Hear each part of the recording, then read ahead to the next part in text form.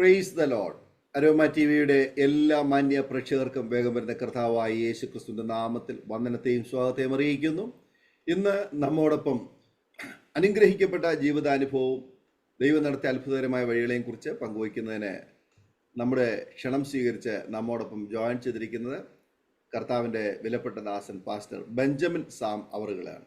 കർത്താവിൻ്റെ ദാസനെ തികഞ്ഞ സ്നേഹത്തോടും ആദരവോടും കൂടി അരോമ ടി വിയുടെ പ്രേക്ഷകരോടൊപ്പം അനുഗ്രഹിക്കപ്പെട്ടതായ സാക്ഷ്യം പങ്കുവയ്ക്കുന്നതിന് ഞങ്ങൾ സ്വാഗതം ചെയ്തോളും. Praise lord. കർത്താവിൻ്റെ ദാസനെ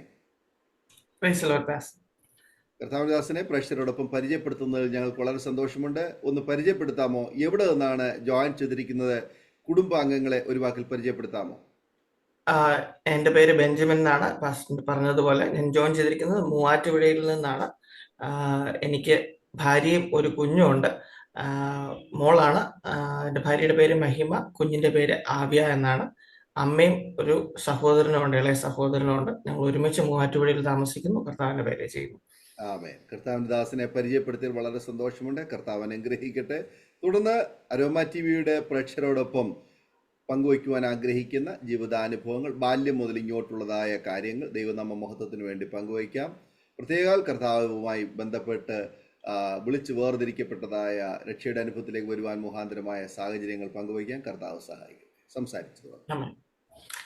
thank you pastor. Aroma T വിയുടെ എല്ലാ പ്രേക്ഷകർക്കും നമസ്കാരം. കർത്താവിന്റെ നാമത്തിൽ വന്ദനത്തെ അറിയിക്കുന്നു.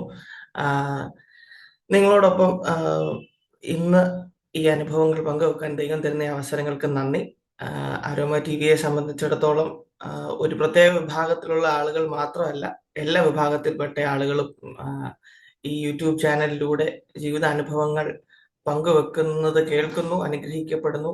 ജീവിതത്തിൽ ഒരു പുതിയ എനർജി അവർക്കുണ്ടാകുന്നു എന്നറിയുന്നതിൽ വളരെ സന്തോഷമുണ്ട്.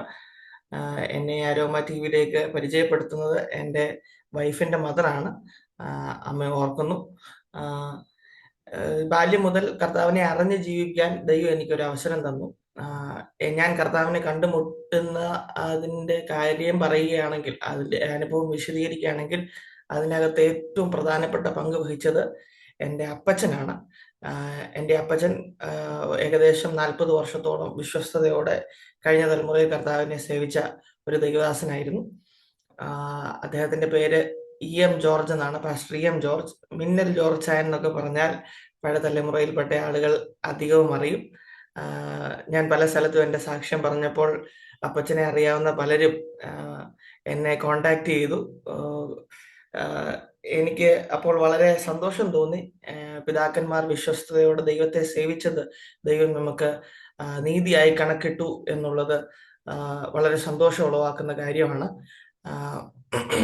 എൻ്റെ അപ്പച്ചനെയും മിന്നൽ ജോർജ എന്ന് വിളിക്കാൻ ഒരു കാരണമുണ്ട്. അത് പറഞ്ഞ് ഞാൻ മുമ്പോട്ട് പോകണമെന്ന് ആഗ്രഹിക്കുന്നു. എൻ്റെ അപ്പച്ചൻ ഒരു യാഥാസ്ഥിക യാക്കോബായ കുടുംബ പശ്ചാത്തലത്തിൽ ജനിച്ചു വളർത്തപ്പെട്ടൊരു മനുഷ്യനാണ്. 8ാമത്തെ വയസ്സിൽ തൻ്റെ മാതാവും പിതാവും ലോകത്തിൽ നിന്ന് മാറ്റപ്പെട്ടതുകൊണ്ട് ഒരു അനാഥനായി ബന്ധുക്കളെ ആശ്രയിച്ച് ജീവിച്ചു വരെ അദ്ദേഹം ഒരു തികഞ്ഞ മദ്യപാനിയായി തീർന്നു. ഏകദേശം 18ാമത്തെ വയസ്സിൽ താൻ പഠിച്ച സ്കൂളിലെ വലിയ ആൽമരത്തിന്റെ മുകളിൽ കയറി ജീവിതം അവസാനിപ്പിക്കാം എന്ന് തീരുമാനിച്ച് പുതിയൊരു കയർ മേടിച്ച് രാത്രി 12 മണിക്ക് ശേഷം ആലിന്റെ മുകളിലേക്ക് കയറി അതിന്റെ ബലമുള്ള ഒരു ചില്ലയിൽ ഒരു കയറിന്റെ അറ്റം കോർത്ത് മറ്റേ അറ്റം കഴുത്തിലേക്ക് കുരുക്കാക്കിയിട്ട് താഴേക്ക് ചാടി കഴിഞ്ഞപ്പോൾ അറിയാതെ ഉള്ളിൽ മരണഭയവും ജീവിതം അവസാനിക്കുകയാണല്ലോ എന്നുള്ള ചിന്തയൊക്കെ കയറി വന്നപ്പോൾ അറിയാതെ ദൈവമേ എന്ന് വിളിച്ചു. ആ ദൈവമേ എന്നുള്ള വിളിയുടെ ശബ്ദത്തിന് മുമ്പിൽ ആകാശത്തുനിന്ന് ഒരു മിന്നല് ദൈവം അയച്ചു. ആ മിന്നല് വന്ന് പുതിയ ആ കയർ വെട്ടി 2ആക്കി ഈ മനുഷ്യനെ താഴേക്കിട്ടു. അന്ന് ആ സൂയിസൈഡ് അറ്റംപ്റ്റ് ദൈവം റദ്ദാക്കി കളഞ്ഞു. കോടതി ഭാഷയിൽ പറഞ്ഞാൽ സ്ക്വാഷ് ചെയ്ത് കളഞ്ഞു എന്ന് പറഞ്ഞാൽ കറക്റ്റ് ആയിരിക്കും. അങ്ങനെ ദൈവം ആ മനുഷ്യനെ മരണത്തിന്റെ പിശാചിന്റെ പിടിയിൽ നിന്ന് രക്ഷിച്ചു. എന്നാൽ അത് അദ്ദേഹത്തിന്റെ ജീവിതത്തിലെ വഴിത്തിരിവായിരുന്നില്ല. ഞാൻ പലപ്പോഴും ചിന്തിക്കാറുണ്ട്, ദൈവത്തിന്റെ വഴികൾ, ദൈവത്തിന്റെ നടത്തിപ്പുകൾ നമ്മൾ ചിന്തിക്കുന്നതിലും നനയ്ക്കുന്നതിലൊക്കെ എത്ര അത്യന്തപരമാണ്. ഇദ്ദേഹം തന്നെ മദ്യപാനം കണ്ടിന്യൂ ചെയ്തു. അദ്ദേഹം മദ്യപിച്ചുകൊണ്ടിരുന്ന ഷാപ്പിന്റെ 25ാമത്തെ വാർഷികത്തിന് അവിടെ ഉണ്ടായിരുന്ന മദ്യപന്മാരെല്ലാരും കൂടെ തീരുമാനിച്ചു, 25 വർഷം തികയാണ് നമ്മളുടെ ഷാപ്പിന്. നിങ്ങൾ പലരും ചിലപ്പോൾ ചിന്തിക്കും, ദൈവമേ ഇങ്ങനെയൊക്കെ ദൈവം പ്രവർത്തിക്കുമെന്ന്. പക്ഷെ ഇങ്ങനെയും ദൈവം പ്രവർത്തിക്കും എന്നുള്ളതിന്റെ അടയാളമാണ് ഞാൻ. അപ്പോൾ അവരെല്ലാരും കൂടെ തീരുമാനിച്ചു എന്തെങ്കിലും ഒരു പരിപാടി നടത്തണം. ചിലര് പറഞ്ഞു കഥാപ്രസംഗം നടത്താം, ചിലര് പറഞ്ഞു നമ്മൾക്ക് ഒരു ഫുട്ബോൾ മാച്ച് നടത്താം. അപ്പോൾ അവരെല്ലാരും പറഞ്ഞു ഫുട്ബോൾ മാച്ച് നടത്തണമെന്നുണ്ടെങ്കിൽ ഷാപ്പിന്റെ പറമ്പിൽ നിൽക്കുന്ന പനയും തെങ്ങും എല്ലാം വെട്ടി മാറ്റി മൈതാനം വൃത്തിയാക്കണം. അങ്ങനെ വന്നാൽ കള്ളുകൂടി മുട്ടിപ്പോകും, അതുകൊണ്ട് അത് പറ്റില്ല. അങ്ങനെ ഏറ്റവും ശക്തമായ ഒപ്പീനിയൻ ആയിരുന്ന ഫുട്ബോൾ കളി മാറിപ്പോയി. അവസാനം ഒരു ദിവസം എല്ലാവരും മദ്യപിച്ചുകൊണ്ടിരുന്ന സമയത്ത് ഒരു വ്യക്തി പറഞ്ഞു, എന്നാൽ പിന്നെ നമുക്കൊരു കൺവെൻഷൻ നടത്തിയാലോ. മദ്യപന്മാർ ഷാപ്പിന്റെ 25ാമത്തെ വാർഷികം പ്രമാണിച്ച് ഒരു കൺവെൻഷൻ നടത്താൻ തീരുമാനിച്ചു. അവർക്കൊരു രസമായിരുന്നു. മദ്യപന്മാർ നടത്തുന്ന കൺവെൻഷൻ ആയതുകൊണ്ട് തന്നെ പലരും വളരെ ആകാംക്ഷയോടെ എന്താ നടക്കുന്നതെന്ന് കാണാൻ വേണ്ടി വരികയും ചെയ്തു. അവര് എന്റെ അപ്പച്ചൻ പറഞ്ഞ ഓർമ്മ എനിക്കുള്ളൂ. പാപ്പി ഉപദേശി എന്ന് പറയുന്ന ഒരു ഉപദേശിയെ വിളിച്ച് 3 ദിവസത്തെ കൺവെൻഷൻ നടത്തി. ഞാൻ ഈ പറയുന്ന സംഭവം ഏകദേശം ഒരു 70 വർഷങ്ങൾക്ക് പുറകിലാണ്. അവര് ഒരു കൺവെൻഷൻ നടത്തി. ഇതിനകത്ത് അപ്പച്ചന്റെ റോൾ എന്ന് പറയുന്നത് തമ്പയർ അടിക്കുന്ന റോളാണ്. നല്ല താളമുള്ള മനുഷ്യനായതുകൊണ്ട് തമ്പയർ അടിക്കാൻ ഫ്രണ്ടിൽ തന്നെ അവർ പിടിച്ചിരുത്തി. ഈ 3ാമത്തെ ദിവസം ഏറ്റവും അവസാനം രക്ഷയെക്കുറിച്ച് വളരെ സവിസ്തരമായി പ്രസംഗിച്ച ശേഷം പാപ്പി ഉപദേശിക്കുന്ന മനുഷ്യൻ വളരെ ഘനശാലിയായ സദസ്സിനെ നോക്കി വിളിച്ചു പറഞ്ഞു, ഇന്ന് നിങ്ങൾ മരിച്ചാൽ നിങ്ങളുടെ ജീവിതം എന്തായിത്തീരും, നിങ്ങളുടെ നിത്യത എവിടെയായിത്തീരും? നിങ്ങളിൽ ആരെങ്കിലും യേശുവിന് വേണ്ടി ജീവിതം കൊടുക്കാൻ തയ്യാറായിട്ടുള്ളവരുണ്ടോ? അപ്പച്ചൻ എന്നോട് പറഞ്ഞ സാക്ഷ്യം ഞാൻ അതുപോലെ നിങ്ങളുടെ മുമ്പിൽ പങ്കുവെക്കാം. ആരോ മുടിക്കുത്തിന് പിടിച്ച് വലിച്ചെഴുന്നേൽപ്പിച്ചതുപോലെ ആ മനുഷ്യനെ ആരോ ഉത്തേജിപ്പിച്ച് അവിടെ എഴുന്നേൽപ്പിച്ച് നിർത്തി. അദ്ദേഹം അന്ന് നിറ കണ്ണുകളോടെ തന്റെ ജീവിതം യേശുവിന് വേണ്ടി സമർപ്പിച്ചു. അതായിരുന്നു അടുത്ത 3 തലമുറകളെ ക്രിസ്തുവിലേക്ക് തിരിക്കുന്ന ഒരു ആണിക്കല്ല് എന്ന് വേണമെങ്കിൽ പറയാം.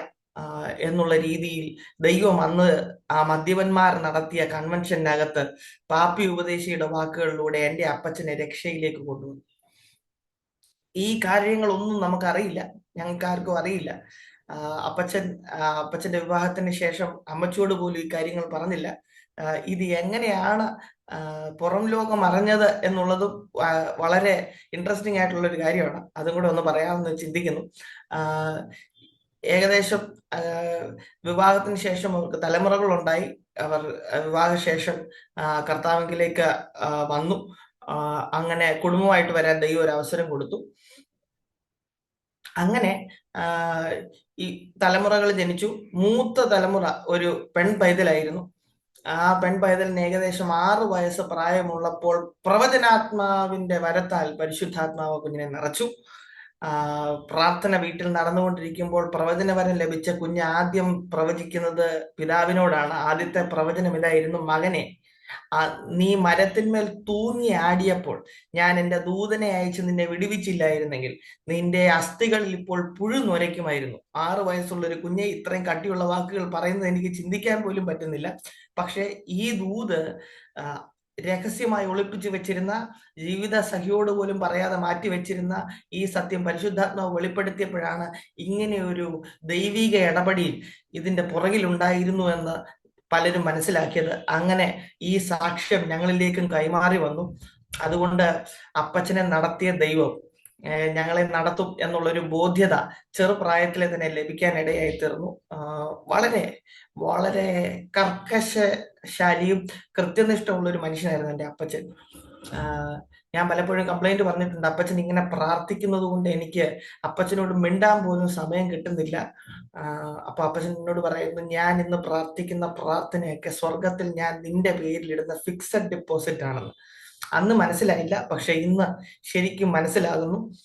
നമ്മൾ ഇന്ന് പ്രാർത്ഥിക്കുന്ന പ്രാർത്ഥന, ദൈവസന്നിധിയിൽ ചെലവഴിക്കുന്ന സമയങ്ങൾ നമ്മൾക്ക് മാത്രമല്ല നമ്മുടെ തലമുറകളെ പോലും ഇമ്പാക്ട് ചെയ്യുന്ന കാര്യങ്ങളാണ്.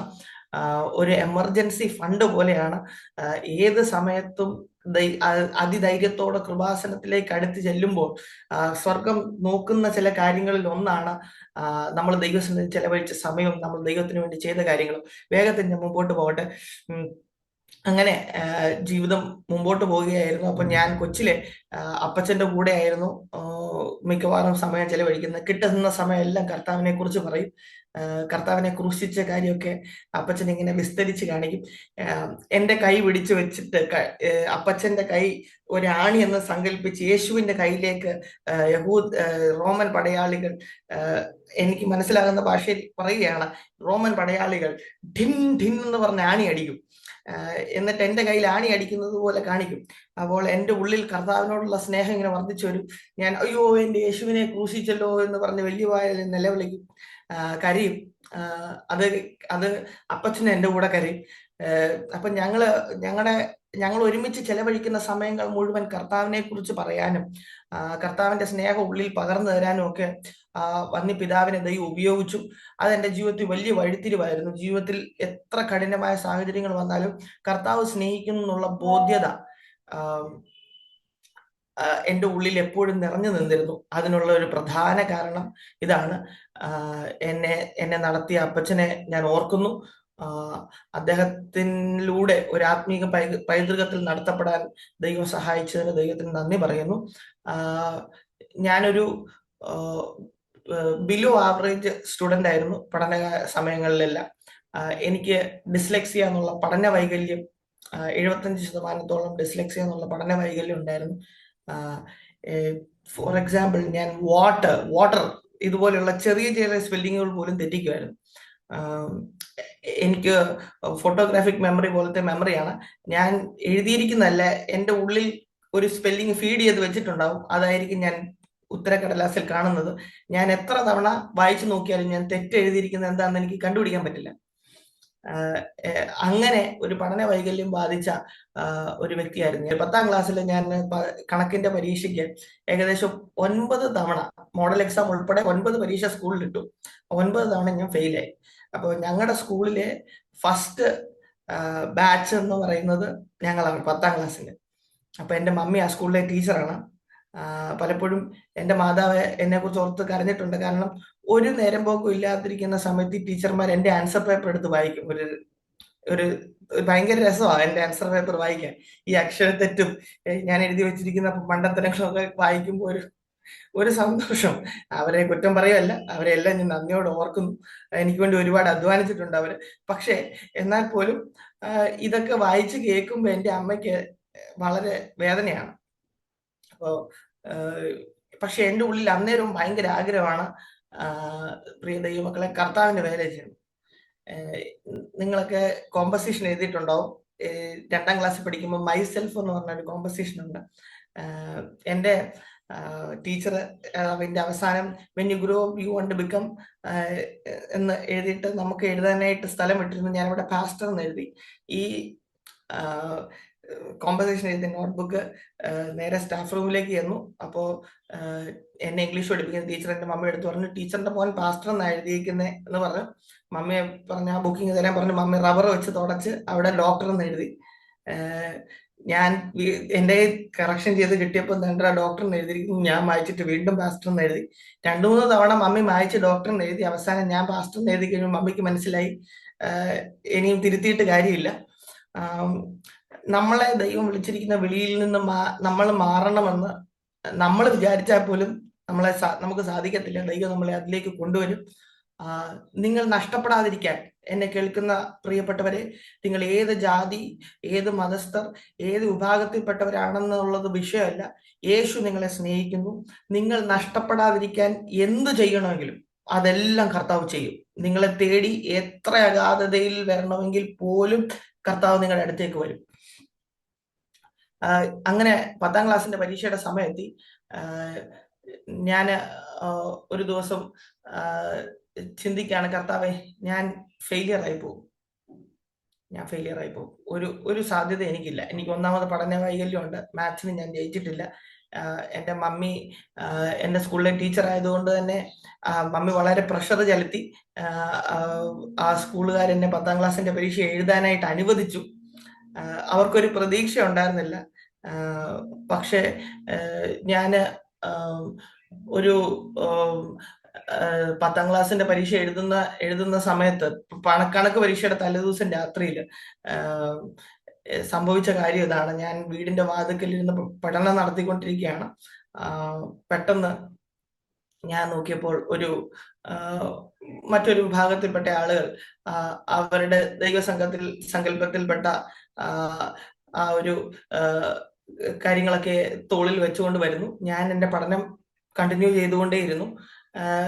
ഞാൻ മറ്റൊന്നും ചിന്തിച്ചില്ല. നാളെ രാവിലെ എഴുതാൻ പോകുന്ന കണക്ക് പരീക്ഷയെ കുറിച്ച് മാത്രമാണ് എൻ്റെ ഉള്ളിലെ ചിന്ത. മറ്റ് സറൗണ്ടിങ്ങുകളൊന്നും ചിന്തിക്കാനായിട്ടുള്ള ഒരു മാനസികാവസ്ഥയിലല്ല ഞാൻ. എനിക്ക് 15 വയസ്സ് ആകുന്നതേ ഉള്ളൂ.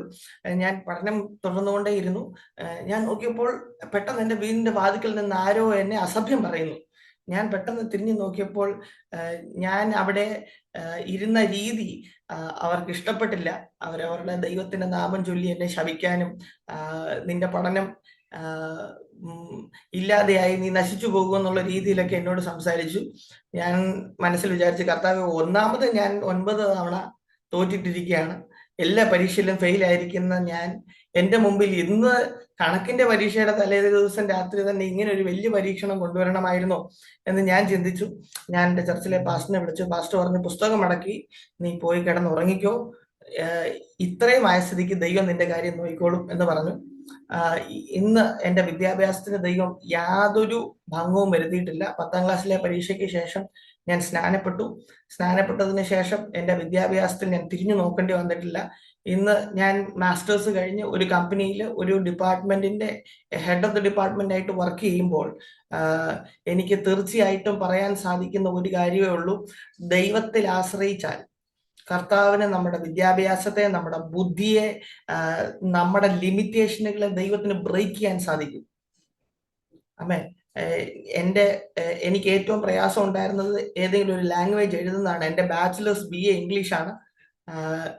വാട്ടറിന്റെയും സ്പെല്ലിങ് തെറ്റിച്ചുകൊണ്ടിരിക്കുന്ന മനുഷ്യൻ ഡിഗ്രി ചെയ്തത് ഇംഗ്ലീഷ് ലിറ്ററേച്ചറിലാന്ന് പറഞ്ഞപ്പോൾ പലർക്കും വിശ്വസിക്കാൻ സാധിക്കുന്നില്ല. ഡിസ്ലെക്സി ഉള്ള നീ എങ്ങനെയാണ് ഇംഗ്ലീഷ് ലിറ്ററേച്ചർ ചെയ്തത്? എനിക്ക് ഏകദേശം ഡിസ്റ്റിങ്ഷൻ എടുത്ത് മാർക്കുണ്ടായിരുന്നു. അപ്പോൾ ഞാൻ ചിന്തിക്കാറുണ്ട് പലപ്പോഴും, ദൈവമേ, ഇത്രയൊക്കെ വരാൻ എങ്ങനെ സാധിച്ചു? മുകളിലേക്ക് വരുമെന്ന് യാതൊരു പ്രതീക്ഷയില്ലായിരുന്നു. പക്ഷേ എപ്പോഴും ഒരു ദൈവാശ്രയം. എന്നെ കേൾക്കുന്ന കുഞ്ഞുങ്ങൾ ആരെങ്കിലും ഉണ്ടെങ്കിൽ, പഠനത്തിൽ പുറമോട്ടുള്ള കുഞ്ഞുങ്ങളുണ്ടെങ്കിൽ, ഒരു പ്രോ ടിപ്പ് ഞാൻ പറഞ്ഞുതരാം. ഞാൻ പഠനത്തിൽ സ്ട്രഗിൾ ചെയ്യുന്ന സമയം കണ്ടപ്പോഴത്തേന് എൻ്റെ അപ്പച്ചൻ എന്നോട് വിളിച്ചിട്ട് പറഞ്ഞു, പരീക്ഷയുടെ മുമ്പ് യോബ് 36:4, എൻ്റെ വാക്ക് ഭോഷ്കല്ല, നിശ്ചയം, അറിവ് തികഞ്ഞവൻ നിന്റെ അടുക്കൽ നിൽക്കുന്നു. ഈ പുസ്തകത്തിന്റെ അപ്പച്ചൻ പുസ്തകം എന്നാ പറഞ്ഞത്, പുസ്തകം തുറന്ന് ഈ വാക്യത്തിന്റെ മേൽ കൈവച്ച് പ്രാർത്ഥിച്ചിട്ട് പോയി പരീക്ഷ എഴുതിക്കൊള്ളാൻ പറഞ്ഞു. മനസ്സോത്രം. ഇവനെ സ്പെഷ്യൽ സ്കൂളിൽ വിടാൻ പറഞ്ഞില്ല, ഇവന് സ്പെഷ്യൽ ട്രെയിനിങ് കൊടുക്കാൻ പറഞ്ഞില്ല. കഴിഞ്ഞ തലമുറയിൽ ഉണ്ടായിരുന്ന ദൈവ മനുഷ്യരുടെ കയ്യിൽ എല്ലാ കാര്യത്തിനും ഒരൊറ്റ സൊല്യൂഷൻ ഉണ്ടായിരുന്നുള്ളൂ: പുസ്തകം. And that was very effective. ആമേൻ. ഇന്ന് പലപ്പോഴും ഞാൻ ചിന്തിക്കാറുണ്ട്, പലപ്പോഴും ആ പുസ്തകത്തിനകത്തേക്ക് തിരിയുന്നത് നമുക്ക് എവിടെയോ കൈമോശം വന്നു പോയോ? ഞാൻ ഉൾപ്പെടെ നമ്മൾ ഓരോരുത്തരും വിചിന്തനം ചെയ്യേണ്ട ഒരു കാര്യമാണ്. എവിടെയെങ്കിലും നമുക്കത് കൈമോശം വന്നു പോയിട്ടുണ്ടെങ്കിൽ ദൈവമക്കളെ, നമുക്ക് തിരിച്ച് ആ പുസ്തകത്തിലേക്ക് മടങ്ങി വരാം. Sorry, I am getting A little emotional. പക്ഷേ ആ പുസ്തകത്തിലേക്ക് നമുക്ക് മടങ്ങി വരാം, നമ്മുടെ ബേസിക്സിലേക്ക് മടങ്ങി വരാം, ആദ്യ പാഠങ്ങളിലേക്ക് മടങ്ങി വരാം. അവിടെയാണ് നമ്മുടെ സ്ട്രോങ് പോയിന്റ്. അവിടെയാണ് ദൈവം നമ്മളെ ഭയങ്കരമായിട്ട് റൂട്ട് ചെയ്യാൻ ആഗ്രഹിക്കുന്നത്. വിദ്യാഭ്യാസം മുമ്പോട്ട് പോവുകയായിരുന്നു. എൻ്റെ ആഗ്രഹം 10ാം ക്ലാസ് കഴിഞ്ഞിട്ട് CTHന് ജോയിൻ ചെയ്യണമെന്നായിരുന്നു. പക്ഷെ എൻ്റെ മാതാപിതാക്കളും എൻ്റെ അധ്യാപകരും ഒന്നും സമ്മതിച്ചില്ല. അവർ പറഞ്ഞു, 10ാം ക്ലാസ് എന്ന് പറഞ്ഞാൽ ഇപ്പം ഡ്രൈവേഴ്സ് ലൈസൻസ് എടുക്കണമെന്നുണ്ടെങ്കിൽ 10ാം ക്ലാസ് വേണം. അപ്പൊ അതൊരു അടിസ്ഥാന യോഗ്യതയേ ഉള്ളൂ. +2 കഴിഞ്ഞിട്ട് പോകാം, അതായിരിക്കും നല്ലത് എന്ന് പറഞ്ഞു. അങ്ങനെ എല്ലാവരുടെ നിർബന്ധം കാരണം +2 പഠിച്ചു. +2 പഠിച്ചു. ഈ കണക്കിന് ഏകദേശം തോറ്റുപോയി എന്നുള്ള രീതിയിൽ നിന്നിരുന്ന ഞാൻ +2ന് അക്കൗണ്ടൻസിക്ക് 75% മാർക്കുണ്ടായിരുന്നു. അപ്പൊ ഞാൻ തന്നെ നോക്കി, 2 വർഷം കൊണ്ട് ദൈവം ഇത്ര വ്യത്യാസം വന്നു. ഒരു കണക്ക് ചെയ്യാൻ അറിയാമല്ലാതെ 9 തവണ തോറ്റ മനുഷ്യൻ +2 വന്നപ്പോ തന്നെ ഇത്ര വ്യത്യാസം വന്നു. ഞാൻ തന്നെ ചിന്തിച്ചു. അപ്പൊ ഞാൻ 12th കഴിഞ്ഞിട്ട് വീണ്ടും ബൈബിൾ കോളേജിൽ പോകാനായിട്ട് ആഗ്രഹിച്ചു. അന്നേരം എന്നോട് എല്ലാവരും പറഞ്ഞു ഒന്ന് ഡിഗ്രി എടുത്തിട്ട് പോയാൽ നല്ലതായിരിക്കും. അങ്ങനെ ഡിഗ്രിക്ക് ജോയിൻ ചെയ്തു.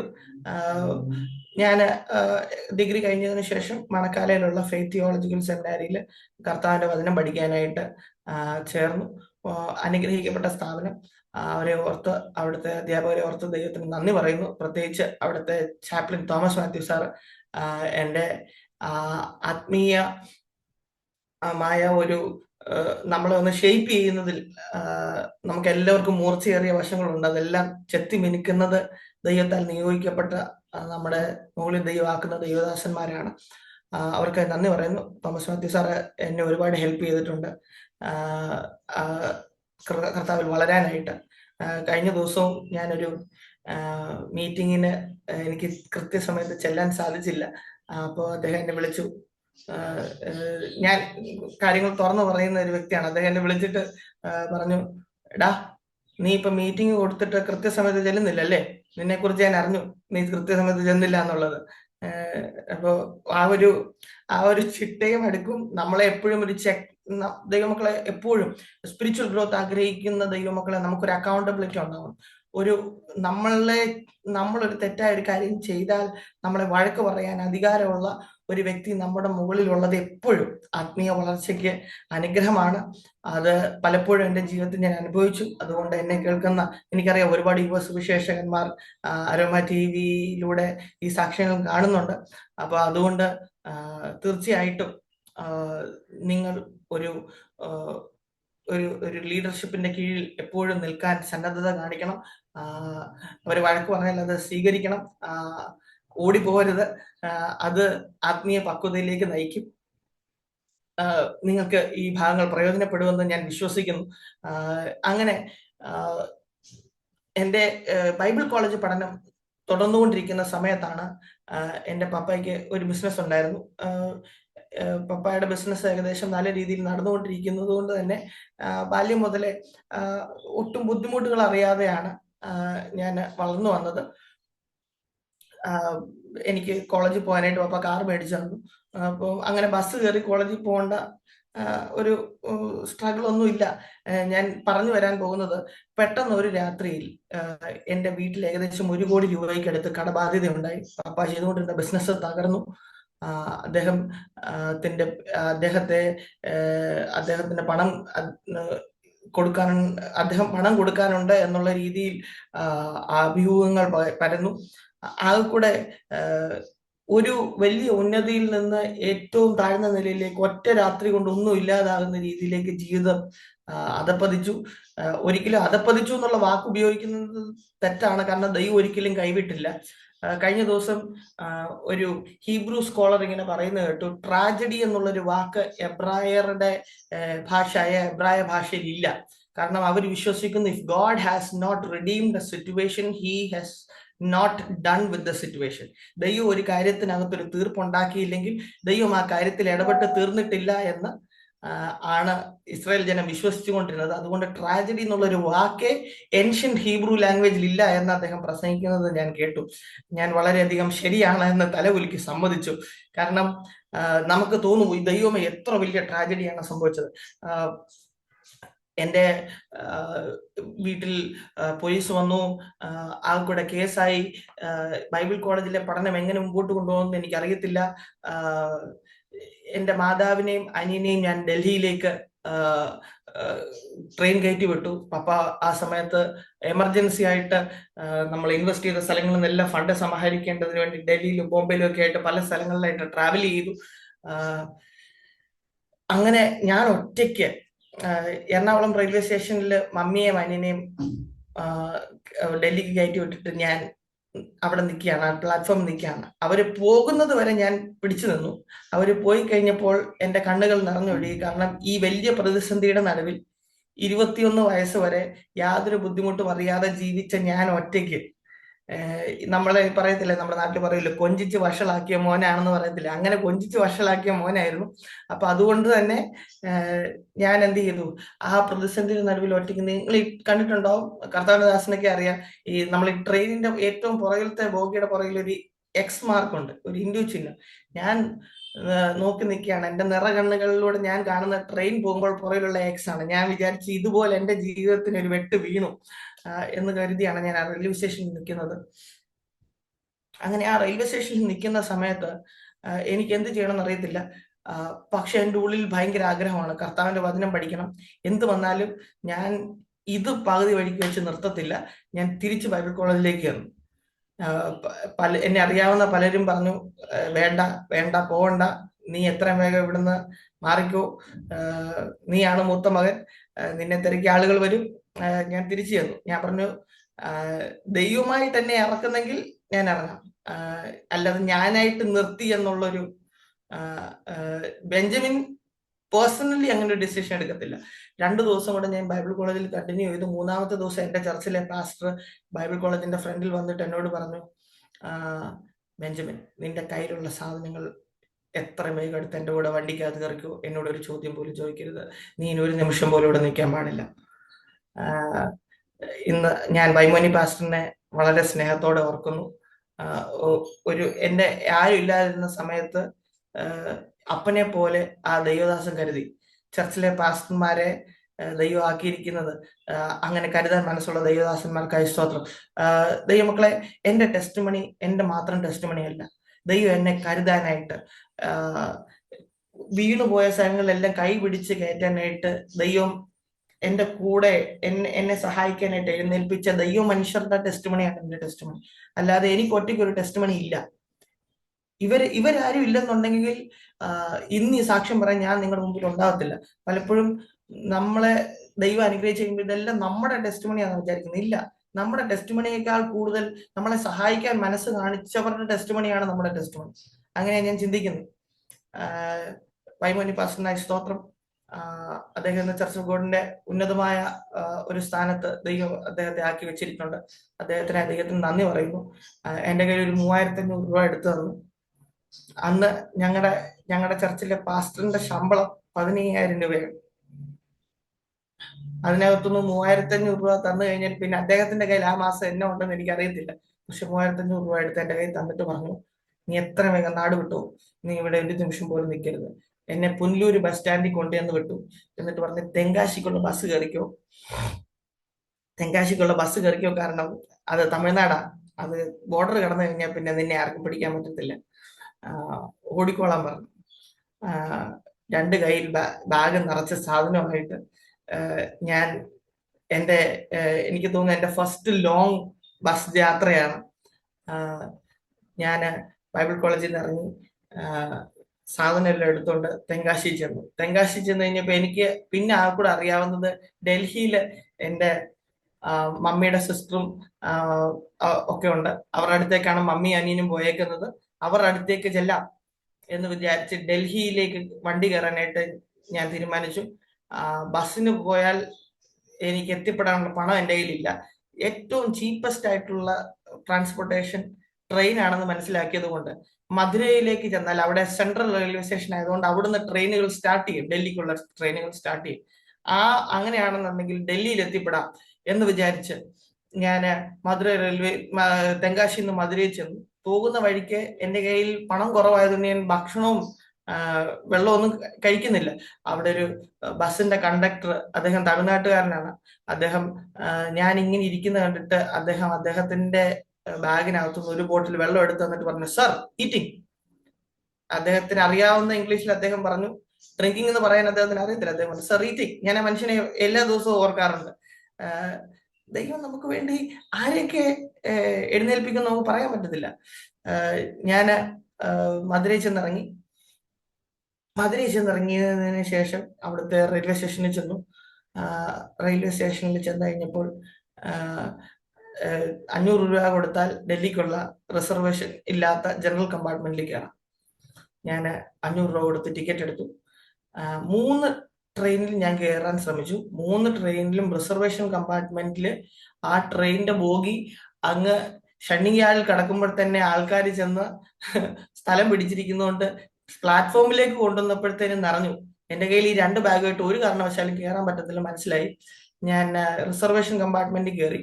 റിസർവേഷൻ കമ്പാർട്ട്മെന്റിൽ കയറിയപ്പോൾ ടിക്കറ്റ് ഇല്ലാതെ റിസർവേഷൻ കമ്പാർട്ട്മെന്റിൽ കയറിയാൽ TTR ഒട്ടും സ്നേഹത്തോടെ നിങ്ങളോട് പെരുമാറത്തില്ല. എന്നെ 3 തവണ ഇറക്കി വിട്ടു. 3ാമത്തെ തവണ ആയപ്പോൾ എനിക്ക് മനസ്സിലായി ഇനി ഈ പോക്ക് നടക്കത്തില്ല, ഈ ടിക്കറ്റിന്റെ പൈസ വേസ്റ്റ് ആയി.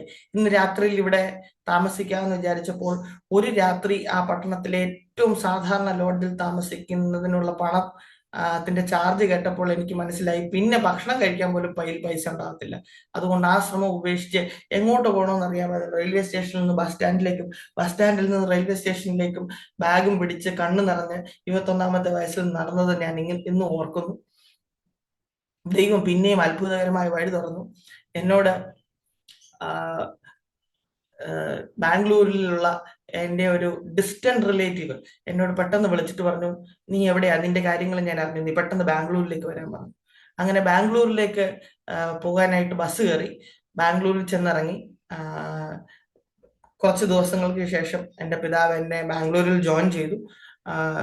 അപ്പൊ ഞങ്ങൾ ആരും അങ്ങോട്ടും ഇങ്ങോട്ടും കമ്മ്യൂണിക്കേറ്റ് ചെയ്യാറില്ല.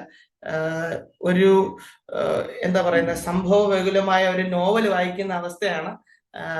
അങ്ങോട്ടും ഇങ്ങോട്ടും ഫോൺ ചെയ്യാൻ പറ്റത്തില്ല. ഫോൺ ചെയ്താൽ ഇനിയും കോൾ ആരെങ്കിലും ട്രേസ് ചെയ്യുന്നുണ്ടോ ഒന്നും അറിയത്തില്ല. അതുകൊണ്ട് എവിടുന്നെങ്കിലും ഒരു സന്ദേശം പാസ് ചെയ്യും, ഇന്ന സമയത്ത് ഇന്ന ബസ് സ്റ്റാൻഡിൽ ഞാൻ ഉണ്ടാവും. അപ്പൊ എവിടാ നിൽക്കുന്നതെന്ന് വിളിക്കാനൊന്നും പറ്റത്തില്ല. ഒരു ഊഹം വെച്ച് പോയി കണ്ടുപിടിക്കണം. ഒരു എന്താ പറയുന്നത്, വളരെ ഭീതിജനകവും അടുത്ത മൂമെന്റ് എന്താണെന്ന് അറിയാൻ മേലാതെ മുൾമുനയിൽ ജീവിക്കുക എന്നൊക്കെ പറയില്ലേ, അങ്ങനത്തെ ഒരു സമയമായിരുന്നു. എൻ്റെ പിതാവിന്റെ തന്നെ പരിചയത്തിലുള്ള ഒരു വ്യക്തിയുടെ സ്ഥാപനത്തിൽ എനിക്ക് ഒരു ചെറിയ ജോലി തരാം എന്നൊക്കെ പറഞ്ഞ് എന്നെ അവിടെ ആക്കി. ആദ്യത്തെ 2-3 ദിവസങ്ങൾക്ക് ശേഷം അദ്ദേഹം എന്നോട് പറഞ്ഞു, മുകളിലത്തെ ഇപ്പോൾ നീ താമസിക്കുന്ന റൂം നമുക്ക് ഗസ്റ്റ് വരുമ്പോൾ കൊടുക്കാനുള്ളതാണ്, ഒരു പേയിങ് ഗസ്റ്റ് ആണത്, താഴേക്ക് വരും. താഴേക്ക് വന്നു. താഴേക്ക് വന്നപ്പോൾ അവിടുത്തെ ഒരു റൂം ബോയ് ഉണ്ട്, അദ്ദേഹത്തോടൊപ്പം റൂം ഷെയർ ചെയ്യാൻ ആവശ്യപ്പെട്ടു. ഞാൻ അദ്ദേഹത്തോടൊപ്പം റൂം ഷെയർ ചെയ്തു. തുടർന്നുള്ള ദിവസങ്ങളിൽ എന്നെ ബാത്റൂം ക്ലീൻ ചെയ്യാനും പാത്രം കഴുകാനും ലോണ്ടറി ചെയ്യാനും മറ്റുള്ളവർക്ക് ഭക്ഷണം വിളമ്പി കൊടുക്കാനും ഒക്കെ ഏൽപ്പിച്ചു. ആ ഉത്തരവാദിത്തങ്ങൾ ചെയ്യുമ്പോൾ ഞാൻ മനസ്സുകൊണ്ട് വിചാരിച്ചു, ദൈവമേ, കർത്താവിന്റെ വേല ചെയ്യണമെന്നായിരുന്നല്ലോ എൻ്റെ ഉള്ളിലെ ആഗ്രഹം. അതുകൊണ്ട് ഇപ്പൊ ഞാൻ എന്താണ്, ബൈബിൾ കോളേജിൽ പഠിച്ചുകൊണ്ടിരിക്കുമ്പോൾ ഞാൻ വിചാരിച്ചു ഞാൻ ദൈവഹിതത്തിന്റെ ഒത്ത നടുവിലാണ് നിൽക്കുന്നതെന്ന്.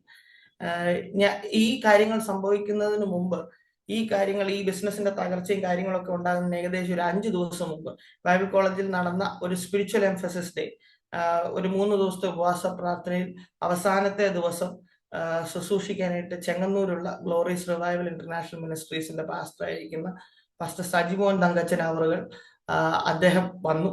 അദ്ദേഹത്തിന്റെ പ്രസംഗം മലയാളത്തിൽ നിന്ന് ഇംഗ്ലീഷിലോട്ട് ഞാൻ ട്രാൻസ്ലേറ്റ് ചെയ്തുകൊണ്ടിരിക്കുകയാണ്. ട്രാൻസ്ലേറ്റ് ചെയ്തുകൊണ്ടിരിക്കുന്നതിന്റെ ഇടയ്ക്ക് അദ്ദേഹം എന്റെ നേരെ തിരിഞ്ഞ് എന്നെ കെട്ടിപ്പിടിച്ചിട്ട് എന്റെ ചെവിയിൽ ഒരു ദൂത് പറഞ്ഞു, നീ ഇപ്പോൾ ചെയ്തുകൊണ്ടിരിക്കുന്ന കാര്യം പരിശുദ്ധാത്മാവ് ബ്രേക്ക് ചെയ്യും, അതിനുശേഷം ദൈവം നിന്നെ ഇന്റർനാഷണലി ഒരു റിവൈവലിന് വേണ്ടി ഉപയോഗിക്കും, ഒരു ഇന്റർനാഷണൽ റിവൈവൽ ടീമുമായിട്ട് നിന്നെ കണക്ട് ചെയ്യും. അങ്ങനെ എന്നോട് വളരെ വിസ്താരമായ ദൂത് പറഞ്ഞു. ഇതിന്റെ അവസാനത്തെ ഭാഗങ്ങളെല്ലാം ഞാൻ സ്വീകരിച്ചു, ആദ്യത്തെ ഭാഗം ഞാൻ സ്വീകരിച്ചില്ല. കാരണം ഞാൻ ചോദിച്ചു, ഇപ്പൊ ഞാൻ ചെയ്തുകൊണ്ടിരിക്കുന്ന കാര്യം ദൈവം ബ്രേക്ക് ചെയ്യുമെന്ന്. ഒരു പെന്തക്കോസ്ത് വിശ്വാസി എന്നുള്ള നിലയിൽ ജനിച്ചു വളർന്നത് മുതൽ എൻ്റെ ഉള്ളിലെ ഏറ്റവും വലിയ ഐഡിയ എന്ന് പറഞ്ഞാൽ രക്ഷിക്കപ്പെടുക, സ്നാനപ്പെടുക, പരിശുദ്ധാത്മാഭിഷേകം പ്രാപിക്കുക, ബൈബിൾ കോളേജിൽ പോയി പാസ്റ്റർ ആകുക. ഈ 4ാമത്തെ സ്റ്റെപ്പ് എന്ന് പറയുന്നത് വിശ്വാസ ജീവിതത്തിന്റെ ഏറ്റവും അത്യുച്ച കോടിയിൽ നിൽക്കുന്ന കാര്യമാണ്. അപ്പൊ ഞാൻ ദൈവഹിതത്തിന്റെ കൃത്യം നടുക്കാ നിൽക്കുന്നത്. ഇനിയും ദൈവഹിതത്തിന് ബ്രേക്ക് ചെയ്യണമെന്നുള്ള ചിന്തയിലായിരുന്നു ഞാൻ. പക്ഷെ ആ ദൈവദാസനെ ഓർത്ത് ഞാൻ ദൈവത്തിന് സ്തോത്രം ചെയ്യുന്നു. ഞാൻ എൻ്റെ പിതാവിന്റെ സ്ഥാനത്ത് കാണുകയും ബഹുമാനിക്കുകയും ചെയ്യുന്ന ദൈവമനുഷ്യനാണ് അദ്ദേഹം. അദ്ദേഹത്തിലേക്ക് വരാം. അദ്ദേഹം എന്നോട് ഈ ദൂത് പറഞ്ഞു. 5ാമത്തെ ദിവസം ഈ കാര്യങ്ങളെല്ലാം സംഭവിച്ചു. ഞാന് ബാംഗ്ലൂരില് ക്ലീനിങ് ജോലിയൊക്കെ ചെയ്തുകൊണ്ടിരിക്കുന്ന സമയത്ത് ഒരു ഗുണമുണ്ടായി, അവിടെ വൈഫൈ ഫ്രീ ആയിരുന്നു. എൻ്റെ കയ്യിൽ ഉണ്ടായിരുന്ന മൊബൈൽ ഡേറ്റ ചാർജ് ചെയ്യേണ്ട. എനിക്ക് ബാംഗ്ലൂര് ആ സമയത്ത് ബദേൽ ഏജിയിൽ ഫാസ്റ്റിംഗ് പ്രയർ നടക്കുകയാണ്. എനിക്ക് വേറെ സ്ഥലങ്ങളിലൊന്നും ലൈവ് ഒന്നും ഇല്ല. ആ സമയത്ത് ആ ചർച്ചിനാണ് അത്രയും ലൈവ് ഒക്കെ പോകാനുള്ള ഒരു സെറ്റപ്പ് ഉണ്ടായിരുന്നത്. ഇത് ഏകദേശം ഒരു 10 വർഷങ്ങൾക്ക് മുമ്പത്തെ കാര്യമാണ്. ഞാൻ പറയുന്നത്. അപ്പോൾ എനിക്ക് വേറെ ഒരു കൂട്ടായ്മയിൽ പോയി സംബന്ധിക്കാനുള്ള പണമില്ല, പോയി വരാനുള്ള പണമോ കാര്യങ്ങളോ ഒന്നുമില്ല. ഞാൻ എന്ത് ചെയ്യും? എല്ലാ ദിവസവും പ്രാർത്ഥനകളിൽ സംബന്ധിക്കും. ആഹ് ഒരു ദിവസം ഞാൻ പ്രാർത്ഥനയോടിരിക്കുമ്പോൾ എൻ്റെ ഉള്ളിൽ ഒരു ദൈവശബ്ദം ഞാൻ കേൾക്കുകയാണ്, നീ ഫ്ലൈറ്റിനകത്ത് ജോലി ചെയ്യും. അപ്പം എൻ്റെ സർട്ടിഫിക്കറ്റ് സെമിനാരിൽ ഇരിക്കുകയാണ്. 15,000 രൂപ കൊടുത്താലേ സർട്ടിഫിക്കറ്റ് റിലീസ് ചെയ്യത്തുള്ളൂ. എൻ്റെ കയ്യിൽ അത്രയും പണമില്ല. എനിക്ക് എന്ത് ജോലി കിട്ടുമെന്ന് എനിക്കറിയത്തില്ല. പക്ഷേ എന്നോട് ദൈവം സംസാരിക്കാൻ ഫ്ലൈറ്റിനകത്ത് ജോലി ചെയ്യും. ഇത് കേട്ടപ്പോൾ എനിക്ക് ഭയങ്കര സന്തോഷം തോന്നി. കർത്താവ് പറഞ്ഞല്ലോ ഫ്ലൈറ്റിനകത്ത് ജോലി ചെയ്യും. ഇപ്പം എനിക്കറിയാവുന്ന ഒരാളെ പെട്ടെന്ന് ഫോൺ എടുത്ത് വിളിച്ചു. അദ്ദേഹം സിംഗപ്പൂർ എയർ ടെർമിനലില് ഈ ക്ലീനേഴ്സിനൊക്കെ സപ്ലൈ ചെയ്യുന്ന ഒരു ഏജൻസിയുമായിട്ട് അദ്ദേഹത്തിന് നല്ല ബന്ധമുണ്ട്. അദ്ദേഹം തോട് ഞാൻ പറഞ്ഞു, ഞാൻ നല്ല എക്സ്പീരിയൻസ്ഡ് ക്ലീനറാണ്, ഒരു PG മുഴുവൻ ഞാൻ തന്നെത്താൻ വൃത്തിയാക്കും, കാര്യങ്ങളെല്ലാം ഞാൻ ചെയ്യും. അപ്പൊ അതുകൊണ്ട് എനിക്കൊരു ജോലി തന്നാൽ ഞാൻ ഏറ്റവും ബെസ്റ്റ് ആയിട്ട് അത് ചെയ്യും. ഞാൻ ചിന്തിച്ചു, എനിക്കിപ്പോ എക്സ്പീരിയൻസ് ഉള്ളത് ഈ കാര്യത്തിലാണ്, വേറെ ജോബ് എക്സ്പീരിയൻസ് ഒന്നുമില്ല, ജോലി കിട്ടാൻ എളുപ്പമായിരിക്കും, നാട്ടിൽ നിന്ന് രക്ഷപ്പെടാം, വീട്ടില് അമ്മയും അനിയനെയൊക്കെ ഹെൽപ്പ് ചെയ്യാം. ഇതൊക്കെയായിരുന്നു എന്റെ ചിന്ത. അദ്ദേഹം എന്നോട് പറഞ്ഞു, ഞാനിപ്പോ തിരിച്ചു വിളിക്കാന്ന് പറഞ്ഞു. ഈ കഴിഞ്ഞ 9-10 വർഷത്തിനിടയ്ക്ക് അദ്ദേഹം പിന്നെ എന്നെ ഒരു പ്രാവശ്യം പോലും വിളിച്ചിട്ടില്ല. വിളിക്കാത്തതിനെ അദ്ദേഹത്തിന് നന്ദി പറയുന്നു. വിളിച്ചിരുന്നെങ്കിൽ ചിലപ്പോൾ ഞാൻ ഒരു ക്ലീനിങ് ജോലിയൊക്കെ ചെയ്ത് സിംഗപ്പൂർ എയർ ടെർമിനൽ വരുമ്പോൾ നിങ്ങൾ എന്നെ ചിലപ്പോൾ അവിടുത്തെ ക്ലീനർ ആയിട്ട് കണ്ടേനെ. ക്ലീനിങ് ജോലി മോശമാണെന്ന് ഞാൻ ഒരിക്കലും പറയത്തില്ല, അത് ഞാൻ സ്റ്റാർട്ട് ചെയ്ത്. അതുകൊണ്ട് പക്ഷെ ദൈവത്തിന്റെ ഹിതം അതല്ലായിരുന്നു. ചില വാതിലുകൾ ദൈവം അടയ്ക്കുന്നത് നന്മയ്ക്കായിട്ടാണ്. എന്നെ കേൾക്കുന്ന ആരെങ്കിലും ജീവിതത്തിൽ അടഞ്ഞ വാതിലുകളുടെ മുമ്പിൽ വിഷാദത്തോടെ ആയിരിക്കുന്നെങ്കിൽ ചില വാതിലുകൾ ദൈവമായിട്ട് അടയ്ക്കുന്നതാണ്. ദൈവം വലുത് അതിനപ്പുറത്ത് തുറക്കും. തീർച്ചയായിട്ടും നിങ്ങൾക്ക് കർത്താവിനെ അതിൽ ട്രസ്റ്റ് ചെയ്യാം. ആ വാതിൽ അടഞ്ഞു. ഞാൻ വളരെ വിഷമത്തോടെ ആയിരുന്നു. എനിക്ക് സെമിനാരിയിൽ കൊടുക്കാനുള്ള ഡിസ്കണ്ടിന്യൂവേഷൻ ഫീ 15,000 രൂപ ദൈവം തന്നു. ഞാൻ അറിയാത്ത ആൾക്കാരെ ഉപയോഗിച്ചു ദൈവം. എനിക്ക് ഫുഡ് മേടിച്ചു തരാനായിട്ട് അടൂരുള്ള ബ്ലസൻ എന്ന് പറഞ്ഞൊരു സഹോദരൻ, അദ്ദേഹം എന്നെ കൊണ്ടുപോയി ഫുഡ് മേടിച്ചു തന്നു. ഇന്ന് അടൂര് അദ്ദേഹത്തിന് സ്വന്തമായിട്ട് ഫുഡ് പ്ലാനറ്റ് എന്ന് പറഞ്ഞ ഒരു റെസ്റ്റോറന്റ് ഉണ്ട്. ദൈവം ആർക്കും കടക്കാരനല്ല. അദ്ദേഹം അന്ന് ബെഞ്ചമിൻ എനിക്ക് ഫുഡ് മേടിച്ചു തന്നത് കൊണ്ടാണ് അദ്ദേഹം ഇന്ന് ഹോട്ടൽ പണിതെന്നല്ല ഞാൻ പറഞ്ഞത്. ഞാൻ ചിന്തിക്കുമ്പോൾ അദ്ദേഹം അന്ന് ഇൻവെസ്റ്റ് ചെയ്തത് ദൈവം കണക്കിട്ടു. അമ്മേ സ്വത്രം. ഇന്ന് അനേകർക്ക് അദ്ദേഹം ഭക്ഷണം കൊടുക്കുന്നുണ്ട്. ദൈവം ആർക്കും കടക്കാരനല്ല. നിങ്ങൾ അദ്ദേഹത്തിന് എനിക്ക് വേണ്ടി ഫുഡ് മേടിച്ചുകൊണ്ട് ഒരാവശ്യമില്ല. അതിനു മുമ്പ് അദ്ദേഹം എന്നെ നേരിട്ട് പരിചയപ്പെട്ടിട്ട് പോലുമില്ല. ഈ മണക്കാലിലുള്ള തോമസ് മാത്യു സാറിന്റെ മകൻ പറഞ്ഞ് എന്നെ കുറിച്ച് അറിഞ്ഞ് അദ്ദേഹം എന്നെ സഹായിക്കാൻ വന്നതാണ്. ഞാൻ വിചാരിക്കുന്നത് പലപ്പോഴും അദ്ദേഹം എന്നെ സഹായിക്കേണ്ട ഒരാവശ്യമില്ല, എനിക്ക് അദ്ദേഹത്തിന് വേണ്ടി തിരിച്ചൊന്നും ചെയ്യാൻ പറ്റിയില്ല. പക്ഷെ ദൈവം അദ്ദേഹത്തെ ബ്ലസ് ചെയ്തു. ആമേൻ, സ്തോത്രം. നിങ്ങൾ എവിടെയാണോ കർത്താവിന്റെ നാമത്തിന് വേണ്ടി ഇൻവെസ്റ്റ് ചെയ്യുന്നത്, അവിടെ എല്ലാം ദൈവം നിങ്ങൾക്ക് ഒരു വലിയ കൊയ്ത്ത് വെച്ചിട്ടുണ്ട്. ഒന്നും വെറുതെ ആയി പോകത്തില്ല. മുമ്പോട്ട് വരാം. ഞാൻ അവിടെ തിരിച്ച് നാട്ടിൽ വന്നു. ഞാൻ പെരുമ്പാവൂർ ഒരു വാടക വീട്ടിൽ താമസിക്കുകയാണ്. ആ സമയത്ത് ഞാൻ ചെങ്ങന്നൂരുള്ള സലിമൻ പാസ്റ്ററിനെ വിളിച്ചു. സലിമൻ പാസ്റ്റർ വിളിച്ചിട്ട് അപ്പൊ എന്റെ മനസ്സിലൊരു ചിന്ത, മര്യാദയ്ക്ക് ബൈബിൾ കോളേജിൽ പഠിച്ചുകൊണ്ടിരുന്ന എന്നോട് ഇതെല്ലാം ബ്രേക്ക് ആവുമെന്നുള്ള ദൂത് പറഞ്ഞത് പാസ്റ്റർ ആണല്ലോ എന്ന് ഞാനിങ്ങനെ പാസ്റ്റർ പറഞ്ഞ ദൂത് പോലെ തന്നെ നടന്നു. നമ്മൾ ഈ പ്രവാചകന്മാർക്ക് ഒരു വലിയ ബുദ്ധിമുട്ടുണ്ട്. അവര് പറഞ്ഞിട്ട് എന്തെങ്കിലും ഒരു നല്ല കാര്യം നടന്നാൽ ആൾക്കാർ വിളിച്ച് അഭിനന്ദിക്കും. എന്നാൽ അവർ പറഞ്ഞ എന്തെങ്കിലും മോശം കാര്യം നടന്നാൽ, അല്ലെങ്കിൽ അവർ പറഞ്ഞതുപോലെ ഇന്ന കാര്യം സംഭവിക്കാൻ സാധ്യതയുണ്ട് എന്ന് പറഞ്ഞത് നടന്നു കഴിഞ്ഞാൽ എല്ലാവരും വിളിച്ച് പറയും, നിങ്ങൾ പറഞ്ഞിട്ട് നടന്ന ദൂതാണ്, ഇനി നിങ്ങളുടെ ഉത്തരവാദിത്തമാണ് അത് മാറ്റിത്തരേണ്ടത്. ഒരിച്ചിരി ഞാനും അങ്ങനെ ചിന്തിച്ചു എന്ന് പറയുന്നത് തെറ്റില്ല. എന്തായാലും ഞാൻ പാസ്റ്ററിനെ വിളിച്ചു. പാസ്റ്റർ പറഞ്ഞു, നീ പോരാൻ പറഞ്ഞു. അദ്ദേഹത്തോട് പലരും പറഞ്ഞു, അവന്റെ വീട്ടിൽ കേസുണ്ട്, വലിയ ബുദ്ധിമുട്ടാണ്, അവന് വേണോ? പാസ്റ്ററിന് ഇപ്പൊ ആവശ്യത്തിൽ കൂടുതൽ ബാധ്യതകൾ ഉണ്ടല്ലോ, എന്തിനാ ഒരെണ്ണം കൂടെ? ആ ദൈവമനുഷ്യൻ പറഞ്ഞു, നീ ഇങ്ങ് വരാം. ഞാൻ പറഞ്ഞല്ലോ, എനിക്ക് ഒറ്റയ്ക്ക് ഒരു ടെസ്റ്റ് മണി ഇല്ല. ഓരോ സൈഡിൽ നടക്കാൻ മേലാത്ത ഈ ക്രച്ചസ് വെച്ച് നടക്കത്തില്ല, അതുപോലെ ഓരോ സമയത്ത് ഓരോരുത്തരെ ദൈവം കണക്ട് ചെയ്തു. ഇങ്ങ് പോരാൻ പറഞ്ഞു. 7 ദിവസത്തെ ഉപവാസ പ്രാർത്ഥന ആ ചർച്ച നടക്കുക. എന്നോട് പറഞ്ഞു, നീ വീട്ടിൽ പോണ്ട, എന്റെ വീട്ടിൽ താമസിച്ചോളാം. എന്റെ വീട്ടിൽ താമസിപ്പിച്ചു. 7 ദിവസം കൂടെ ഇരുന്ന് ഉപവസിച്ചു. അതിനുശേഷം ഞാൻ എന്റെ വീട്ടിൽ ചെലവഴിച്ച ദിവസങ്ങൾ ചുരുക്കമാണ്. എല്ലാ വ്യാഴാഴ്ചയും ഞാൻ ബാഗ് പാക്ക് ചെയ്ത് ട്രെയിനിൽ കയറി ചെങ്ങന്നൂർക്ക് പോകും. ഒരു ഞായറാഴ്ച സഭായോഗം കഴിഞ്ഞ് വെള്ളിയാഴ്ചത്തെ മീറ്റിംഗ്, ഞായറാഴ്ച സഭായോഗം എല്ലാം കഴിഞ്ഞ് ഞാൻ തിങ്കളാഴ്ചയോ ചൊവ്വാഴ്ചയാണ് തിരിച്ചു വരുന്നത്. പിന്നെ തുണി അലക്കി റെഡിയാക്കി അടുത്ത ബാഗ് പാക്ക് ചെയ്യാനുള്ള സമയം അയ്യോ തിരിച്ചു പോകും. വീട്ടിൽ ചെലവഴിക്കുന്ന സമയം ചുരുക്കമാണ്. എന്നെ ശുശ്രൂഷയിൽ കൂടെ കൊണ്ടു നടന്നു.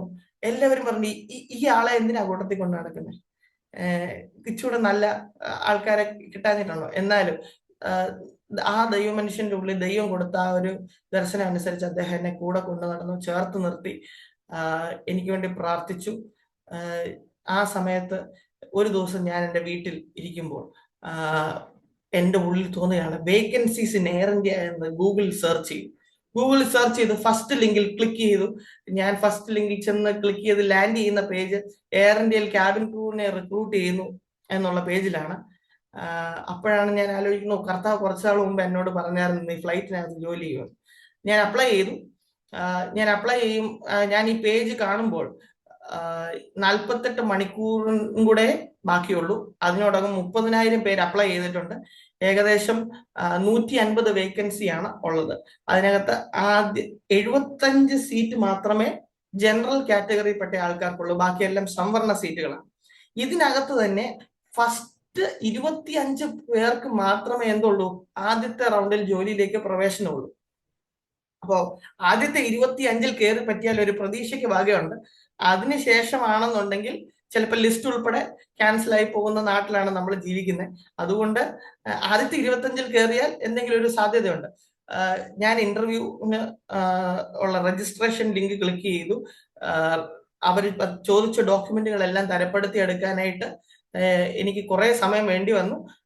കാരണം നാടും വീടും എല്ലാം വിട്ട് പഴയ കൂട്ടുകാരെയോ ചാർച്ചക്കാരെയോ ആരെയും അറിയാതെ ഒരു വനവാസം പോലെ എല്ലാവരിൽ നിന്നും പാത്തൊളിച്ച് ജീവിക്കുകയാണ്.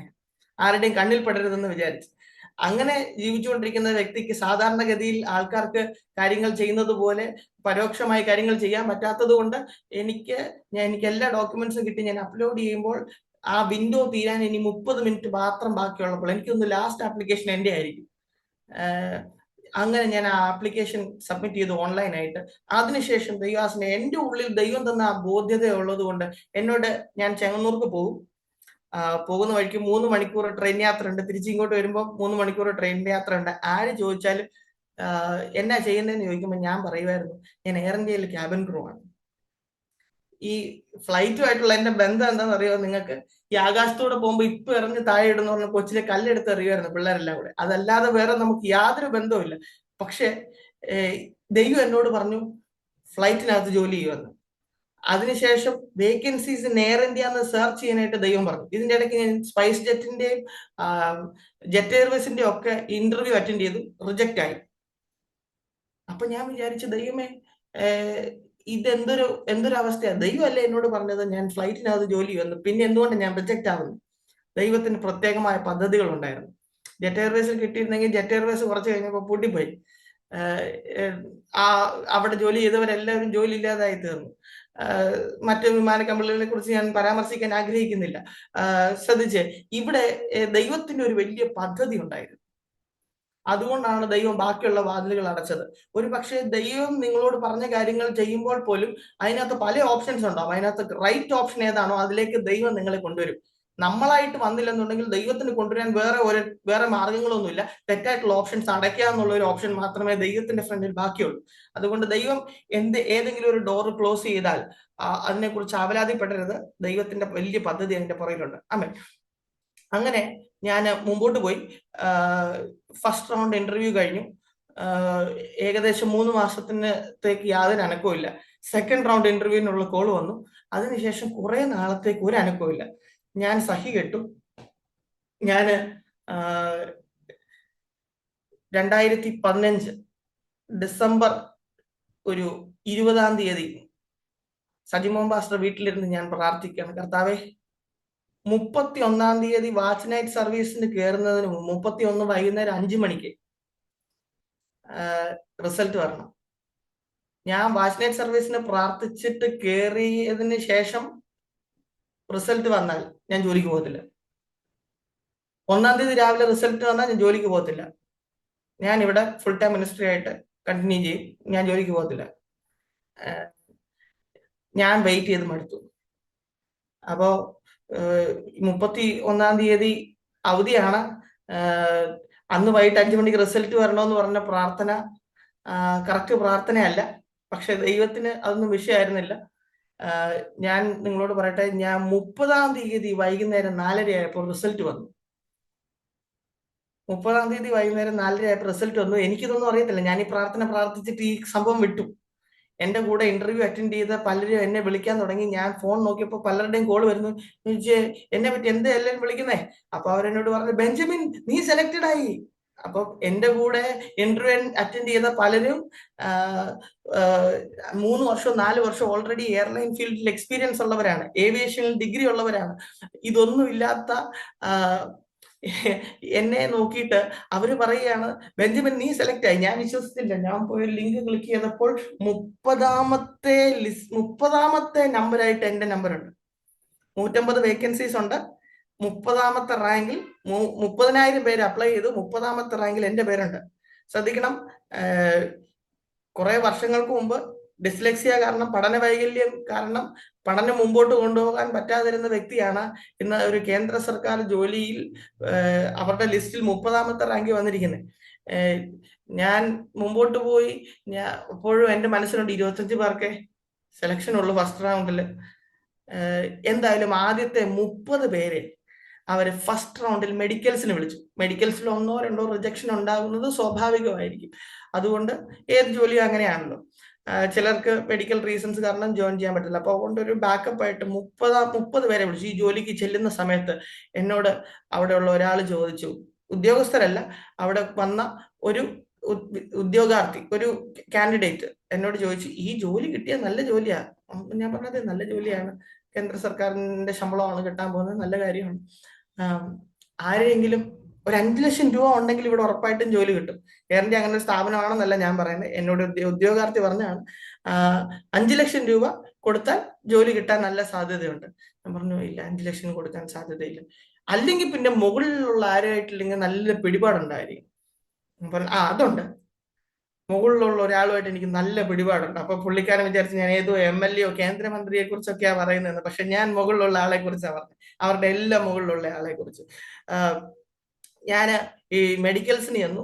മെഡിക്കൽസിന് ചെന്നപ്പോൾ നിങ്ങൾ വിശ്വസിക്കുമെന്ന് എനിക്കറിയത്തില്ല, 1ാമത്തെ റാങ്ക് ഉള്ള ആൾ അകത്തേക്ക് കയറി. അകത്ത് അറ്റൻഡർ വിളിച്ചു പറയുന്ന സൗണ്ട് ഞാൻ കേൾക്കുന്നുണ്ട്, അൺഫിറ്റ്. ഫിറ്റല്ല. 2ാമത്തെ ആള് അകത്തേക്ക് കയറി. അവിടുന്ന് അകത്ത് അറ്റൻഡർ പറയാണ്, അൺഫിറ്റ്, നീളം പോരാ. 3ാമത്തെ ആൾ അകത്തേക്ക് കയറി. അവിടുത്തെ ആള് പറയുന്നു അൺഫിറ്റ്. അങ്ങനെ റാങ്ക് ലിസ്റ്റ് ഉള്ള ടോപ്പ് 5 മെഡിക്കൽസിൽ റിജക്റ്റ് ആയി. പിന്നെ വിളിച്ചതിൽ 30-ൽ 25 പേരെ ബാക്കിയുള്ളൂ. 25ാമനാണ് ഇന്ന് നിങ്ങളോട് സംസാരിക്കുന്നത്. നിനക്ക് വേണ്ടി രൂത്തിന് വേണ്ടി ഒരു കച്ചിത്തുരുമ്പ് വലിച്ചിട്ടതുപോലെ, കറ്റ വലിച്ചിട്ടതുപോലെ നിനക്ക് വേണ്ടി, നിനക്ക് പെറുക്കാൻ വേണ്ടിയിട്ടുള്ളത് ഒരെണ്ണം ദൈവം അവിടെ വലിച്ചിട്ടേക്കും. എത്ര ടോപ്പ് കറ്റയാണെങ്കിലും അതിനകത്ത് നിനക്ക് വേണ്ടി, അവർക്ക് വേണ്ടി വലിച്ചിടാനാ പറഞ്ഞ ബോസിനോട്. ആമേൻ സഹോദരൻ. അങ്ങനെ 25ാമനായിട്ട് എന്റെ ബാച്ചിലെ ലാസ്റ്റ് സ്റ്റാഫ് നമ്പർ എന്റേതാണ്. കാരണം ഞാൻ ലാസ്റ്റ് ആയിട്ട് കയറിയതാണ്. കയറാൻ ഒരു സാധ്യതയില്ലാതിരുന്നിടത്ത് ദൈവം എനിക്ക് വേണ്ടി ജാതികളെ വിലക്ക് കൊടുത്തിട്ട് ഇസ്രായേലിനെ സ്വന്തമാക്കിയെന്നൊരു വചനം ദൈവവചനത്തിലുണ്ട് എന്ന് പറഞ്ഞതുപോലെ, പലരെയും തള്ളി മാറ്റിയിട്ട് വകഞ്ഞു മാറ്റിയിട്ട് ദൈവം എനിക്ക് വേണ്ടി ഒരു ഓപ്പർച്യൂണിറ്റി അവിടെ ക്രിയേറ്റ് ചെയ്തു. കാരണം എന്റെ സിറ്റുവേഷനിൽ എങ്ങനെ ഇറങ്ങി വന്ന് എന്നെ സഹായിക്കണമെന്ന് ദൈവത്തിന് അറിയാമായിരുന്നു. കാരണം ഈ ജോലിയുടെ പ്രത്യേകത എന്താന്ന് ചോദിച്ചു കഴിഞ്ഞാൽ, ഈ ജോലി വണ്ടി വരും, വണ്ടി കൊണ്ടുപോകും. എയർപോർട്ടിന്റെ അകത്തോ പുറത്തോ ആർക്കും നമ്മളെ ഒരു വാക്കുപോലും പറയാൻ പറ്റത്തില്ല. ഈ യൂണിഫോം ഇട്ട് കഴിഞ്ഞാൽ നിങ്ങൾക്ക് ഒരു പ്രൊട്ടക്ഷൻ ഉണ്ട്. ആമേൻ സ്തോത്രം. എനിക്ക് പ്രൊട്ടക്ഷൻ ആവശ്യം ഉണ്ടെന്ന് ദൈവത്തിന് അറിയാമായിരുന്നു. ആമേൻ സ്തോത്രം. നിങ്ങൾക്കറിയാമോ, ഈ ഈ ഈ ഈ ജോലി, കേന്ദ്ര സർക്കാർ ജോലി, പ്രത്യേകിച്ച് എയർ ഇന്ത്യയിൽ ആ സമയത്ത് VIP-കളും VVIP-കളും ഒക്കെ ട്രാവൽ ചെയ്തുകൊണ്ടിരുന്നത് എയർ ഇന്ത്യയിലായതുകൊണ്ട് സെക്യൂരിറ്റി ലെവൽ ക്ലിയറൻസ് വളരെ ഹൈ ആണ്. 3 തലമുറയിൽ വല്യപ്പച്ചന്റെയും അപ്പന്റെയും എന്റെയും ഉൾപ്പെടെ ഫുൾ ക്യാരക്ടർ സ്റ്റഡി നടത്തിയതിന് ശേഷമാണ് നമ്മളെ ജോലിക്ക് എടുക്കത്തുള്ളൂ. ആമേൻ സ്തോത്രം. അപ്പൊ നിങ്ങൾക്ക് മനസ്സിലായി കാണും, എനിക്ക് ജോലി കിട്ടാൻ യാതൊരു സാധ്യതയില്ല. ആമേൻ സ്തോത്രം. പക്ഷേ ദൈവം മറക്കേണ്ട, എനിക്ക് അതിൽ കൂടുതൽ ഡീറ്റെയിലേക്ക് ഓൺലൈനിൽ പോകാൻ പറ്റാത്തത് കൊണ്ട് ഞാൻ പറയുന്നു, ദൈവം മറക്കേണ്ട കാര്യങ്ങളെ ദൈവം മറക്കും.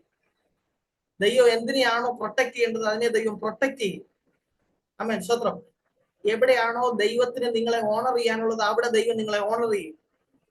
ആമേൻ, സ്തോത്രം. 6 മാസത്തെ ട്രെയിനിങ് എയർ ഇന്ത്യയിൽ പൂർത്തിയാക്കിയതിനു ശേഷം ഞാൻ ജോലിയിൽ പ്രവേശിച്ചു. മുമ്പോട്ട് പോയി. ഞാൻ ഒരു ദിവസം 6 മാസത്തിന് ശേഷം ഞാൻ കോഴിക്കോടേക്ക് ട്രാൻസ്ഫർ ആയി വന്നു. ഞാൻ കോഴിക്കോട് ജോലി ചെയ്തുകൊണ്ടിരിക്കുന്ന സമയത്താണ് എൻ്റെ പ്രിയപ്പെട്ട പിതാവ് ലോകത്തിൽ നിന്ന് മാറ്റപ്പെടുന്നത്. ഞാൻ ദുബായിൽ പോയി, ലേ ഓവറിന് വേണ്ടി പോയി. അപ്പോൾ ക്യാബിൻ ക്രൂ ആയിട്ട് നമ്മൾ വേറൊരു രാജ്യത്തേക്ക് പോകുമ്പോൾ അവിടെ നമ്മുടെ പാസ്പോർട്ടിൽ അവർ സീൽ അടിക്കത്തില്ല. പകരം നമുക്ക് ഒരു GD എന്ന് പറഞ്ഞ ജനറൽ ഡിക്ലറേഷൻ തന്നുവിടും. അതിനകത്ത് ഇന്ത്യൻ ഗവൺമെന്റിന്റെ സിമ്പല്, ഇന്ത്യൻ ഇമിഗ്രേഷന്റെ സ്റ്റാമ്പ് ഇതെല്ലാം ഉണ്ടാവും. എന്നിട്ട് നമ്മൾ പോകുന്ന രാജ്യത്ത് ഇറങ്ങി കഴിയുമ്പോൾ നമ്മുടെ പേരിന് നേരെ അവരൊരു സീൽ അടിച്ച് ഈ പേപ്പർ നമ്മുടെ കയ്യിൽ തരും. എന്റെ പിതാവ് ഒരിക്കലും ഈ രാജ്യം വിട്ട് പുറത്തു പോയിട്ടില്ല. പപ്പ മരിക്കുന്നതിന് മുമ്പ് ഞാൻ ഈ GD കൊണ്ടുവന്ന് പപ്പയെ കാണിച്ചു. പപ്പ പറയായിരുന്നു, ഈ ലോകം മുഴുവൻ ഞാൻ ഒരു തെറ്റുകാരനാണെന്ന് പറഞ്ഞപ്പോൾ ദൈവം നിനക്ക് വേണ്ടി ഗവൺമെന്റിനെ കൊണ്ട് സാക്ഷ്യം പറയിപ്പിച്ചല്ലോ, ഇതേ ഞങ്ങളുടെ രാജ്യത്തിന്റെ പ്രതിനിധിയാണ്, മറ്റൊരു രാജ്യത്ത് വന്നിരിക്കുകയാണ്.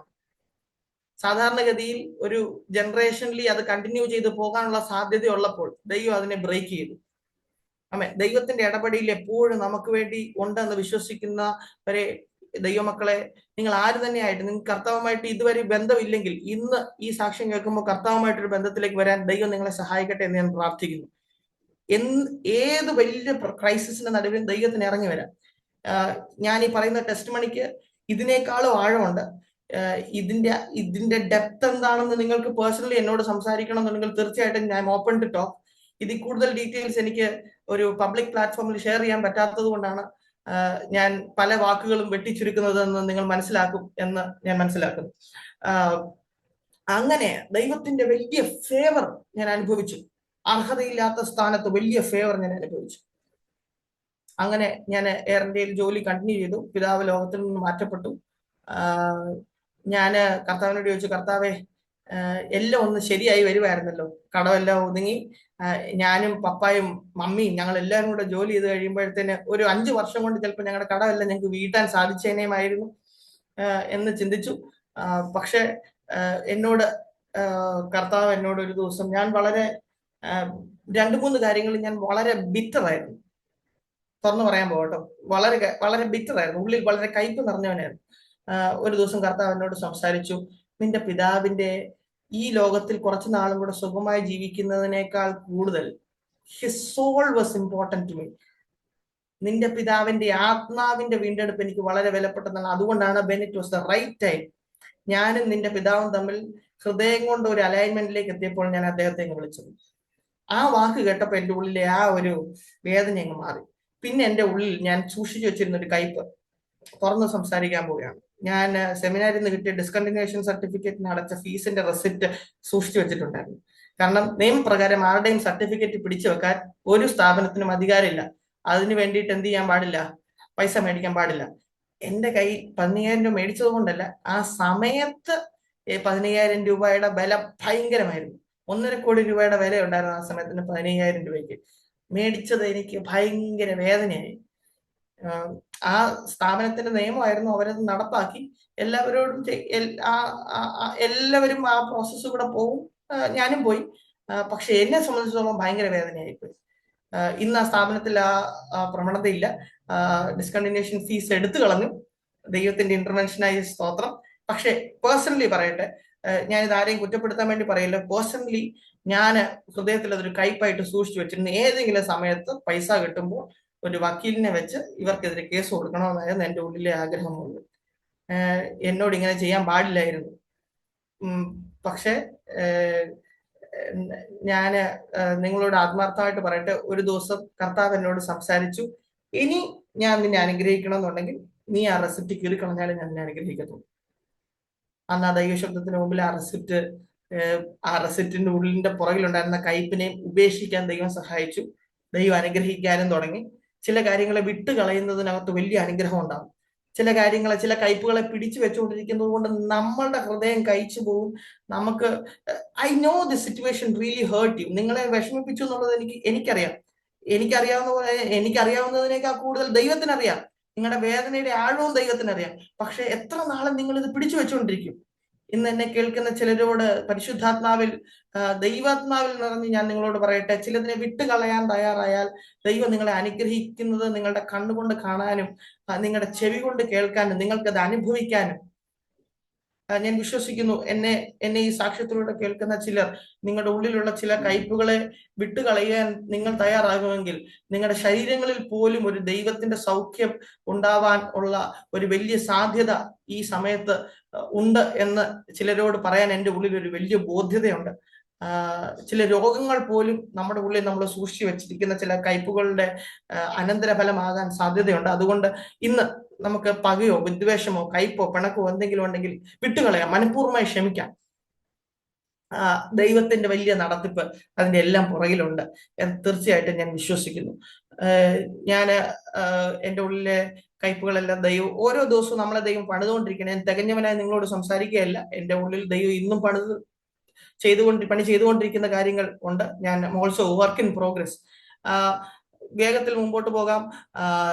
ഞാൻ അങ്ങനെ മുമ്പോട്ട് പോയിക്കൊണ്ടിരിക്കുന്ന സമയത്ത് എനിക്ക് എറണാകുളത്തേക്ക് ട്രാൻസ്ഫർ കിട്ടി. കൊച്ചി എയർപോർട്ടിലേക്ക് വന്നു, കുടുംബത്തോട് അടുത്ത് നിൽക്കാൻ തുടങ്ങി. എറണാകുളത്ത് വന്നു കഴിഞ്ഞപ്പോൾ വീണ്ടും ദൈവത്തിന്റെ ഫേവർ വെളിപ്പെടുന്നത് കാണാൻ ആരംഭിച്ചു. എറണാകുളത്ത് നിന്ന് സിംഗപ്പൂരിലേക്ക് ഒരു flight, Kochi Singapore flight start ചെയ്തു. ഞങ്ങൾ എല്ലാവരും വളരെ സന്തോഷിച്ചു. കാരണം സിംഗപ്പൂർ ആയിരിക്കുമല്ലോ ലേ ഓവർ. സിംഗപ്പൂർ പോയിട്ടില്ല, സിംഗപ്പൂർ പോയി ഇറങ്ങിയിട്ടില്ല. പോയി ഇറങ്ങാം, ആ സ്ഥലം കാണാം. വളരെ സന്തോഷമായിരുന്നു. പക്ഷെ 2 or 3 ഫ്ലൈറ്റുകൾക്ക് ശേഷം അവർ പറഞ്ഞു, നിങ്ങൾ ആരും ഇനി സിംഗപ്പൂർ ഇറങ്ങണ്ട. ഞങ്ങൾക്ക് വളരെ വിഷമമായി. അയ്യോ, സിംഗപ്പൂർ പോയി ഇറങ്ങി അവിടുത്തെ ഹോട്ടലിൽ 2 ദിവസം നിൽക്കാന്ന് പറയുന്നതാണല്ലോ ഒരു സന്തോഷം. സിംഗപ്പൂർ ഇറങ്ങണ്ട എന്ന് പറഞ്ഞപ്പോൾ ഭയങ്കര വിഷമമായി. ഞാന് സിംഗപ്പൂർ ഇറങ്ങാതെ പിന്നെ എങ്ങോട്ടാ പോകുന്നതെന്ന് ചോദിച്ചപ്പോൾ അവർ പറഞ്ഞു മധുരൈ. Cochin Singapore, Singapore Madurai.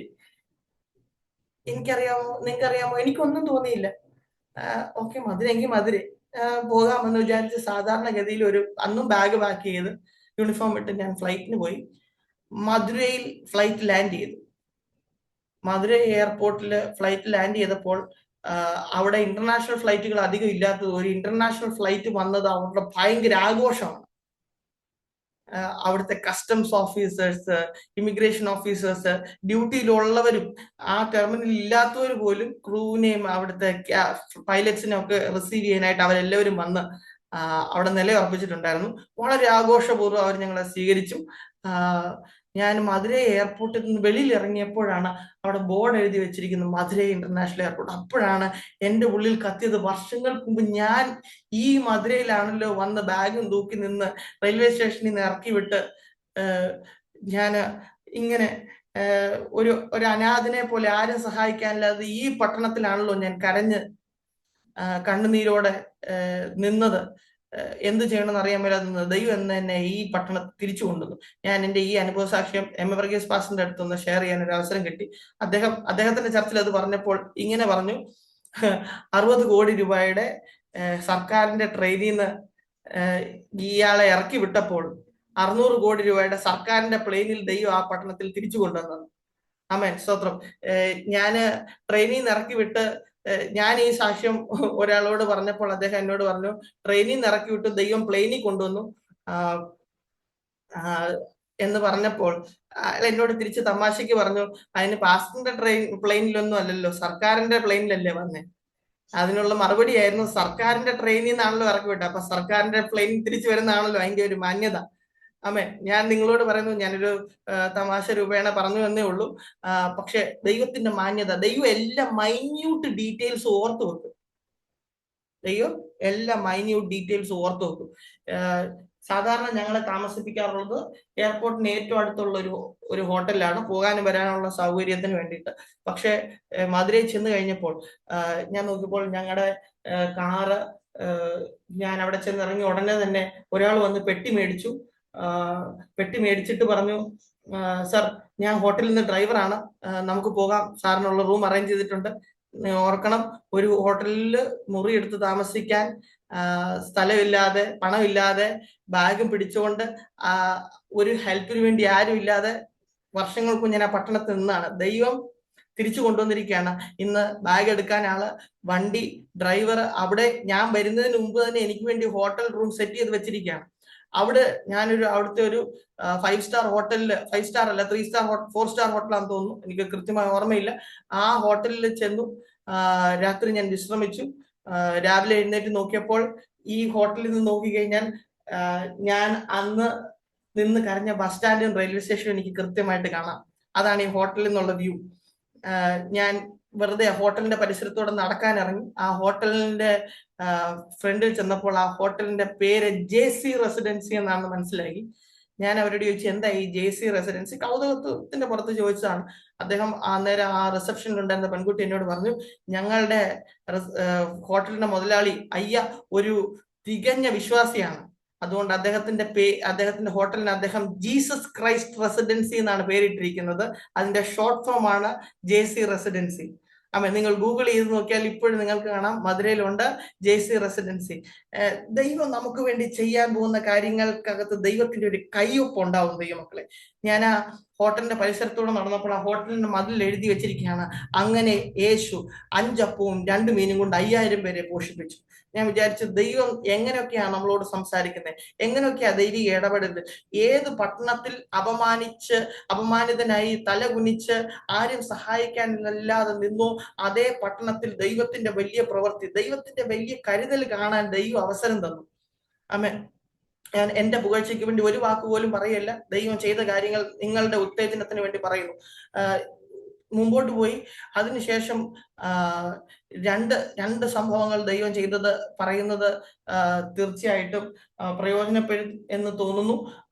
അതുകൊണ്ട് ഞാൻ അത് ഷെയർ ചെയ്യാം. മുമ്പോട്ട് പോയി അതിനുശേഷം കോവിഡിന്റെ മഹാമാരി വന്നു. വന്ദേ ഭാരത് എന്ന് പറഞ്ഞ ഇന്ത്യയിൽ നിന്ന് പുറത്തുപോയ പ്രവാസികളെ കൊണ്ടുവരാനായിട്ടുള്ള മിഷൻ ഇന്ത്യയിൽ സ്റ്റാർട്ട് ചെയ്തു. അങ്ങനെ ആ മിഷൻ സ്റ്റാർട്ട് ചെയ്തപ്പോൾ ഫസ്റ്റ് ബാച്ചില് നമ്മുടെ എറണാകുളത്തുള്ള മെഡിക്കൽ കോളേജിൽ പോയി കോവിഡ് ഉള്ള ഫ്ലൈറ്റുകൾ എങ്ങനെ ഹാൻഡിൽ ചെയ്യുമെന്നുള്ള ട്രെയിനിങ് കിട്ടിയ ആൾക്കാരിൽ ഒരാളായിട്ട് ട്രെയിനിങ് എടുക്കാൻ ദൈവം എനിക്ക് സഹായിച്ചു. ഇവിടുന്ന് കൊലാലംപൂരിലേക്കുള്ള ഫസ്റ്റ് ഫ്ലൈറ്റ് വന്ദേ ഭാരതിന്റെ ഓപ്പറേറ്റ് ചെയ്യാൻ ദൈവം സഹായിച്ചു. അന്നേരം ഞങ്ങൾ ആ ഫ്ലൈറ്റിന് പോകുമ്പോൾ ഫോട്ടോ എടുക്കാനായിട്ട് പത്രക്കാരെല്ലാം ഇങ്ങനെ കൂടി വരും. അന്നത്തെ ദിവസത്തെ മലയാള മനോരമയിൽ വന്ന ഫോട്ടോ ഞാൻ സൂക്ഷിച്ചു വെച്ചിട്ടുണ്ട്. വേറൊന്നിനു വേണ്ടിയിട്ടില്ല, കുറെ വർഷങ്ങൾക്ക് മുമ്പ് എന്റെ വീട്ടുപേരും എന്റെ അപ്പന്റെ പേരും ഒക്കെ ഈ മലയാള മനോരമയിലും മാതൃഭൂമിയിലും ഒക്കെ വന്നായിരുന്നു. അന്നൊരു നല്ല ന്യൂസ് അല്ലായിരുന്നു. ആമേൻ, സ്തോത്രം. പക്ഷെ ദൈവത്തിന് അത് തിരുത്തണമെന്നുണ്ടായിരുന്നു. അതുകൊണ്ട് അന്ന് മോശം വാർത്ത എഴുതിയ അതേ പത്രങ്ങൾ ഇന്ന് നല്ല വാർത്ത എഴുതാൻ തുടങ്ങി. ആമേൻ, സ്തോത്രം. അതിനുശേഷം വീണ്ടും ഒരുപാട് കാര്യങ്ങൾ ദൈവം ചെയ്തു. അടുത്ത യുക്രൈനിൽ യുദ്ധം ഉണ്ടായപ്പോൾ ആ യുദ്ധത്തിൽപ്പെട്ട കുഞ്ഞുങ്ങളെ തിരിച്ചു കൊണ്ടുവരാനായിട്ട് മിഷൻ ഗംഗ എന്ന് പറഞ്ഞ ഫ്ലൈറ്റ് ഗവൺമെന്റ് സർവീസ് ചെയ്തു. അതിനകത്തും യുക്രൈനിലേക്ക് പോയി കുഞ്ഞുങ്ങളെ തിരിച്ചു കൊണ്ടുവരാൻ ദൈവം എനിക്ക് അവസരം തന്നു. അന്നും നാഷണൽ മീഡിയ നമ്മുടെ പുറകെ ഓടി വന്നു. പക്ഷെ ഇതിനേക്കാളൊക്കെ എന്നെ സന്തോഷിപ്പിക്കുന്ന കാര്യം, ദൈവം ഓർക്കുന്നു, ദൈവം മറക്കുന്നില്ല. ഞാൻ ഈ കാര്യങ്ങളൊന്നും വലുതാക്കി കാണുന്നില്ല, അതുകൊണ്ട് തന്നെയാണ് ചുരുക്കമായിട്ട് അതിനെക്കുറിച്ച് പറയുന്നത്. ദൈവത്തിന് മാനിക്കാനുണ്ടെങ്കിൽ, ഹാമാൻ ഉണ്ടെങ്കിൽ പോലും മൊർദെഖായിയെ ദൈവത്തിന് മാനിക്കണമെന്നുണ്ടെങ്കിൽ ദൈവം മാനിച്ചിരിക്കും. ഏത് ഇൻസ്ട്രുമെന്റ് ആണോ നിന്നെ നാണം കെടുത്താനായിട്ട്, നിന്നെ കൊച്ചാക്കി കാണിക്കാനായിട്ട് പിശാച് ഉപയോഗിച്ചത്, അതേ ഇൻസ്ട്രുമെന്റ് കൊണ്ട് തന്നെ ദൈവം നിന്നെ മാനിക്കും. ദൈവം നമ്മളെ മാനിക്കും. ദൈവം അതിന് ശക്തനാണ്. ദൈവത്തിന് അതിന് ശക്തിയുണ്ട്. ഞാൻ ഇതൊന്നും ആഗ്രഹിച്ചില്ല, തുറന്നു പറയാമല്ലോ നിങ്ങളോട്, ഞാൻ ഇതൊന്നും ആഗ്രഹിച്ചില്ല. സമാധാനമായിട്ട് എവിടെയെങ്കിലും ഒരു മൂലയ്ക്ക് ആരും എന്നെ ഉപദ്രവിക്കാതെ ജീവിക്കണമെന്ന് മാത്രമേ ആഗ്രഹിച്ചുള്ളൂ. പക്ഷെ ദൈവം പറഞ്ഞില്ല, ഒരു താഴ്ച നിന്റെ ജീവിതത്തിൽ സംഭവിച്ചെങ്കിൽ നിന്നെ അത് ഉയർത്താൻ വേണ്ടി തന്നെയായിരുന്നു. അനേകർക്ക് നമ്മുടെ സാക്ഷ്യം ഒരു പ്രയോജനമായി തീരേണ്ടതിന് വേണ്ടി ദൈവം നമ്മളെ ഓരോ പടികളിലായിട്ട് ദൈവം നമ്മളെ കൊണ്ടുവരികയാണെന്ന് മനസ്സിലാക്കാനായിട്ട് ഈ അവസരം കർത്താവ് നിങ്ങൾക്ക് പ്രയോജനപ്പെടുന്നതായി തീരട്ടെ എന്ന് ഞാൻ പ്രാർത്ഥിക്കുന്നു. അങ്ങനെ ഞാൻ എയർ ഇന്ത്യയിൽ കണ്ടിന്യൂ ചെയ്തു. അവിടെ ഞാൻ 8 വർഷത്തെ സർവീസ് എനിക്കുണ്ട്. ആ ആ 8 വർഷത്തെ സർവീസിനുള്ളിൽ അവിടെ എക്സിക്യൂട്ടീവ് ക്യാബിൻ ക്രൂ എന്ന് പറഞ്ഞ പൊസിഷനിലേക്ക് പ്രൊമോട്ടഡ് ആവാൻ ദൈവം സഹായിച്ചു. അതിന് മുകളിൽ ഒരു പൊസിഷൻ ഇല്ല. അതാണ് ആ എയർലൈനിലെ ഫൈനൽ ആയിട്ടുള്ള ഒരു പൊസിഷൻ. ആ പൊസിഷനിലേക്ക് എത്തിക്കഴിഞ്ഞപ്പോൾ കർത്താവ് എന്നോട് പറഞ്ഞു, നിന്റെ ടേം ഇവിടെ അവസാനിച്ചു, റിസൈൻ ചെയ്യാൻ ദൈവം ആവശ്യപ്പെട്ടു. ഞാൻ റെസിഗ്നേഷൻ ഇട്ടു. ഞാൻ പല പട്ടണങ്ങളിലും ഏകദേശം 22ഓളം ഡെസ്റ്റിനേഷൻസിൽ എന്റെ 30 വയസ്സിനുള്ളിൽ പോകാൻ ദൈവം എനിക്ക് അവസരം തന്നു. എല്ലാവരും തകർന്നു പോയി എന്ന് പറഞ്ഞതാണ്. ശുശ്രൂഷ ഉണ്ടാവത്തില്ലെന്ന് പറഞ്ഞു, കുടുംബജീവിതം ഉണ്ടാവത്തില്ലെന്ന് പറഞ്ഞു. ഞാൻ കല്യാണം കഴിച്ചിരിക്കുന്നത് എന്റെ വീട് പുല്ലാട്ടിൽ നിന്ന് 4 കിലോമീറ്ററേ ഉള്ളൂ എന്റെ വൈഫിന്റെ വീട്ടിലേക്ക്. ഈ നാട്ടിൽ നിന്ന് പെണ്ണ് കിട്ടത്തില്ലെന്ന് പറഞ്ഞ് ഞാൻ നടന്ന സമയമുണ്ട്. പക്ഷെ ദൈവം പറഞ്ഞില്ല. എന്റെ വൈഫിന്റെ പേര് മഹിമയെന്നാണ്. എനിക്ക് വേണ്ടിയുള്ള എന്റെ ജീവിത സാഹചര്യം നിനക്കറിയാലോ. ഞാനൊരു ദിവസം എന്റെ അനുഭവ സാക്ഷ്യം പറഞ്ഞിട്ട് ഒരു ചർച്ചിൽ പറഞ്ഞുകൊണ്ടിരിക്കുന്നതിനിടയ്ക്ക് ഫ്രണ്ട് സീറ്റിൽ ഇരുന്ന ആന്റിയോട് ഞാൻ ചോദിച്ചു, ഇത്രയും ബാധ്യത, ഇത്രയും പ്രശ്നങ്ങളും ഒക്കെ ഉള്ള ഒരു വീട്ടിലേക്ക് ആന്റിയുടെ മോളെ കെട്ടിച്ചു കൊടുക്കുമെന്ന് ചോദിച്ചപ്പോൾ ഒരു ദയയില്ലാതെ ആന്റി എന്നോട് പറഞ്ഞു, ഞാനാണെങ്കിൽ ഒരിക്കലും കെട്ടിച്ചു കൊടുക്കത്തില്ല. അന്നേരമാണ് എനിക്ക് മനസ്സിലായത് ദൈവം എനിക്ക് വേണ്ടി ഒരുക്കി വെച്ച കുടുംബം എത്ര ശ്രേഷ്ഠതയുള്ളതാണ്. ആമേൻ, സ്തോത്രം. ലോകപ്രകാരം നോക്കിയാൽ നമ്മുടെ നാട്ടിൽ പലപ്പോഴും ഒരു പ്രശ്നമുണ്ട്. ഒരു കല്യാണാലോചന വരുമ്പോൾ നമ്മൾ എന്ത് ചെയ്യും? അവിടെ ചെന്നിട്ട് പറയും എന്തുകൊണ്ട് ഇത് നടത്താൻ പാടില്ല എന്നുള്ള പല സാഹചര്യം നമ്മൾ വിശദീകരിക്കും. പക്ഷേ ഒരു ദിവസം വൈകുന്നേരം എൻ്റെ മദറിൻലോ പ്രാർത്ഥിച്ചുകൊണ്ടിരുന്നപ്പോൾ അമ്മയോട് ദൈവം സംസാരിച്ചു, ഈ വിവാഹത്തിന് നീ യെസ് പറയണം, ഇത് ദൈവഹിതമാണെന്ന് ദൈവം സംസാരിച്ചു. അങ്ങനെയാണ് ഞങ്ങളുടെ വിവാഹം നടക്കുന്നത്. എനിക്ക് കൂട്ടായി തന്ന പങ്കാളി എൻ്റെ ആത്മീയ ശുശ്രൂഷയിൽ എൻ്റെ കരിയറിലൊക്കെ വളരെ കൈത്താങ്ങലായി തീരുവാൻ ദൈവം സഹായിച്ചു. ചർച്ചിലാണെങ്കിലും എന്നോടൊപ്പം മിനിസ്റ്റർ ചെയ്യാനും ദൈവം നമുക്ക് വേണ്ടിയുള്ള പെർഫെക്റ്റ് പാർട്ട്ണറിനെ ചൂസ് ചെയ്ത് വെച്ചിട്ടുണ്ട്. നമ്മൾ ചിലപ്പോൾ വിചാരിക്കും എന്റെ സാഹചര്യങ്ങൾ ഇന്നതുപോലെയാണ്, എനിക്കൊരിക്കലും ഒരു നല്ല ജീവിതം ഉണ്ടാകാൻ സാധ്യതയില്ല. പക്ഷെ കർത്താവ് പറയുന്നു, അല്ല, നിന്നെക്കുറിച്ചുള്ള എന്റെ പദ്ധതികൾ വലുതാണ്. കുടുംബം തന്നെ ശുശ്രൂഷ തീർന്നു പോയെന്ന് ഞാൻ വിചാരിച്ചതാണ്. ഞാൻ ഒരു ഫ്ലൈറ്റ് യാത്രക്കിടയിലാണ് ഞങ്ങളുടെ ഇപ്പോൾ മൂവാറ്റുപുഴയിലുള്ള സീനിയർ ശുശ്രൂഷകനായ ജോജോ പാസ്റ്ററിനെ പരിചയപ്പെടുന്നത്. ഞാൻ ഫ്ലൈറ്റിൽ അനൗൺസ്മെന്റ് ചെയ്ത് കഴിഞ്ഞ് മൈക്രോഫോൺ താഴെ വെച്ച് പാസ്റ്റർ ഇരിക്കുന്ന സീറ്റിലേക്ക് അടുത്ത് വന്നപ്പോൾ അദ്ദേഹം എന്നോട് പറഞ്ഞു, ഇപ്പോൾ ഞാൻ ആകാശത്ത് ഒരു പ്രവാചക ശബ്ദമാണ് കേട്ടത് എന്ന് പറഞ്ഞു. അപ്പൊ ഞാൻ ചിരിച്ചു, പരിചയപ്പെട്ടു, നമ്പർ കൈമാറി, താഴെ ഇറങ്ങി. അദ്ദേഹം അബുദാബിയിലേക്ക് പോയി ഞാൻ തിരിച്ച് കൊച്ചിയിലേക്ക് വന്നു. അദ്ദേഹം എന്നെ കോണ്ടാക്ട് ചെയ്തിട്ട് പറഞ്ഞു, ഇന്ന് ഞങ്ങളുടെ ചർച്ചിൽ ഒരു മീറ്റിംഗ് ഉണ്ട്, അവിടെ ശുശ്രൂഷിക്കാമോ എന്ന് ചോദിച്ചു. തീർച്ചയായിട്ടും ശുശ്രൂഷിക്കാന്ന് പറഞ്ഞു. അങ്ങനെ തുടങ്ങിയ ബന്ധമാണ് കഴിഞ്ഞ 5 വർഷമായിട്ട് ദൈവസഭയുമായിട്ടുള്ള ബന്ധം ദൈവം തന്നു. ഞാൻ ഒരിക്കലും കരുതി കൂട്ടിയതല്ല. അദ്ദേഹം ആ ഫ്ലൈറ്റ് വരുമെന്ന് പോലും എനിക്ക് അറിയത്തില്ലായിരുന്നു. പക്ഷെ ശുശ്രൂഷ ഒരിക്കലും ഉണ്ടാവത്തില്ലെന്ന് പ്രതീക്ഷിച്ചതാണ്, കുടുംബം ഒരിക്കലും ഉണ്ടാവത്തില്ലെന്ന് പ്രതീക്ഷിച്ചതാണ്. കാരണം എന്റെ പേര്, വീട്ടുപേരൊക്കെ അത്രയധികം ഡ്രാഗ്ഡ് ഇൻ ദ മഡ് എന്നൊക്കെ പറയുന്നത് പോലെ ചെളിക്കകത്തൂടെ വലിച്ചഴക്കപ്പെട്ടതാണ്. ഇനി ഒരു ഭാവി ഉണ്ടാകുമെന്ന് പ്രതീക്ഷിച്ചതല്ല. പക്ഷെ ദൈവത്തിന്റെ കരുതൽ വളരെ അത്യന്തമായിരുന്നു. ഞാൻ റെസിഗ്നേഷൻ ഇട്ടതിന് ശേഷം ദൈവമക്കളെ, ഞാൻ ഏകദേശം 30 ദിവസം നോട്ടീസ് പീരീഡ് ഉണ്ട്. അപ്പോൾ എൻ്റെ ഒരു ട്രെയിനിങ്, എൻ്റെ ലാസ്റ്റ് വർക്കിംഗ് ഡേ നവംബർ 6-ാം തീയതിയാണ്. ഒരു ഒക്ടോബർ മാസം 20-ാം തീയതിയോടെയോ 26-ാം തീയതിയോടെയോ എൻ്റെ ഒരു ട്രെയിനിങ് എക്സ്പയർ ആകുകയാണ്. അപ്പൊ കമ്പനി എന്നെ ഷെഡ്യൂൾ ചെയ്തു, എയർ ഇന്ത്യ എന്നെ ഷെഡ്യൂൾ ചെയ്തു ഒരു 3 ദിവസത്തേക്ക് ബാംഗ്ലൂര് ചെന്നൊരു ട്രെയിനിങ് നടത്താൻ. ഞാൻ പല പട്ടണങ്ങളിൽ പോയിട്ടുണ്ട്, പക്ഷെ ബാംഗ്ലൂര് ഞാൻ അന്ന് ആ ഹോട്ടലിൽ പാത്രം കഴുകി നിന്നതിന് ശേഷം പിന്നെ ബാംഗ്ലൂര് പോയിട്ടില്ല. ബാക്കിയുള്ള പട്ടണങ്ങളിലെല്ലാം പോയപ്പോ ഞാൻ കമ്പനിക്ക് മെയിൽ അയച്ചു, നിങ്ങൾ എന്നെ ഈ ട്രെയിനിങ് വിടണമെന്നുണ്ടെങ്കിൽ എൻ്റെ അങ്ങോട്ടും ഇങ്ങോട്ടും ഉള്ള യാത്ര, എൻ്റെ അവിടുത്തെ ഹോട്ടലിലെ താമസം, ഭക്ഷണം, പിന്നെ ഈ 3 ദിവസം എനിക്ക് അവിടെ നിൽക്കുന്നതിന് നിങ്ങൾ തരേണ്ട അലവൻസ് എല്ലാം കൂടെ ഒരു 30,000 രൂപ മിനിമം ചെലവാണ്. ഞാൻ ഇനി 10 ദിവസം കൂടെ ഈ കമ്പനിയിലുള്ളൂ. നിങ്ങൾ എനിക്ക് വേണ്ടി ഈ 30,000 രൂപ ചിലവാക്കേണ്ട ആവശ്യമില്ല. എനിക്കാണെങ്കിൽ ബാംഗ്ലൂർ പോയി ആ ട്രെയിനിങ് അറ്റൻഡ് ചെയ്യാൻ താല്പര്യമില്ല. കാരണം ചർച്ചില് പ്രയറും ഫാസ്റ്റിംഗ് പ്രയറും ഒക്കെ നടക്കുന്നു. അപ്പൊ എനിക്ക് എന്താണ്, നാട്ടിൽ നിന്നാ മതി. ഞാന് അവരോട് പല പ്രാവശ്യം പറഞ്ഞു എന്നെ വിടണ്ട, പക്ഷെ അവർ പറഞ്ഞു ഇല്ല, പോയേ പറ്റത്തുള്ളൂ. ഭയങ്കര നിർബന്ധം. ഞാൻ ഈ സമയത്ത് മറ്റുള്ള കാര്യങ്ങളൊന്നും ആലോചിക്കുന്നില്ല. ബാംഗ്ലൂരുള്ള ഇതുപോലെ തന്നെ വളരെ ഉന്നതമായ ഒരു ഹോട്ടലിൽ എന്നെ കൊണ്ടുവന്ന് താമസിപ്പിച്ചു.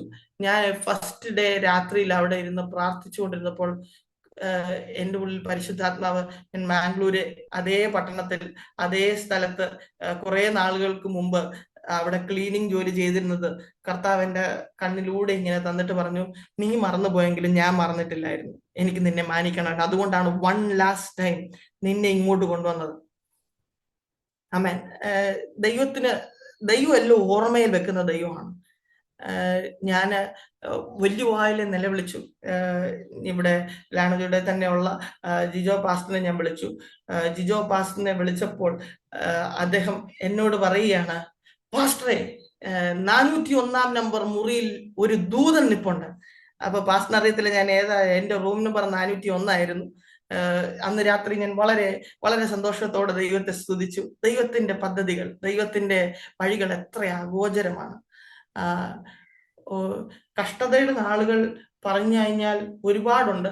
പക്ഷെ പെട്ടെന്ന് എനിക്ക് തോന്നുന്നു ഈ ടെസ്റ്റിമണിയിൽ ദൈവം എന്നെ അനുഗ്രഹിച്ച ഭാഗം പറയാനായിട്ട് എനിക്ക് ഏകദേശം ഒരു 15 മിനിറ്റാണ് വേണ്ടി വന്നത്.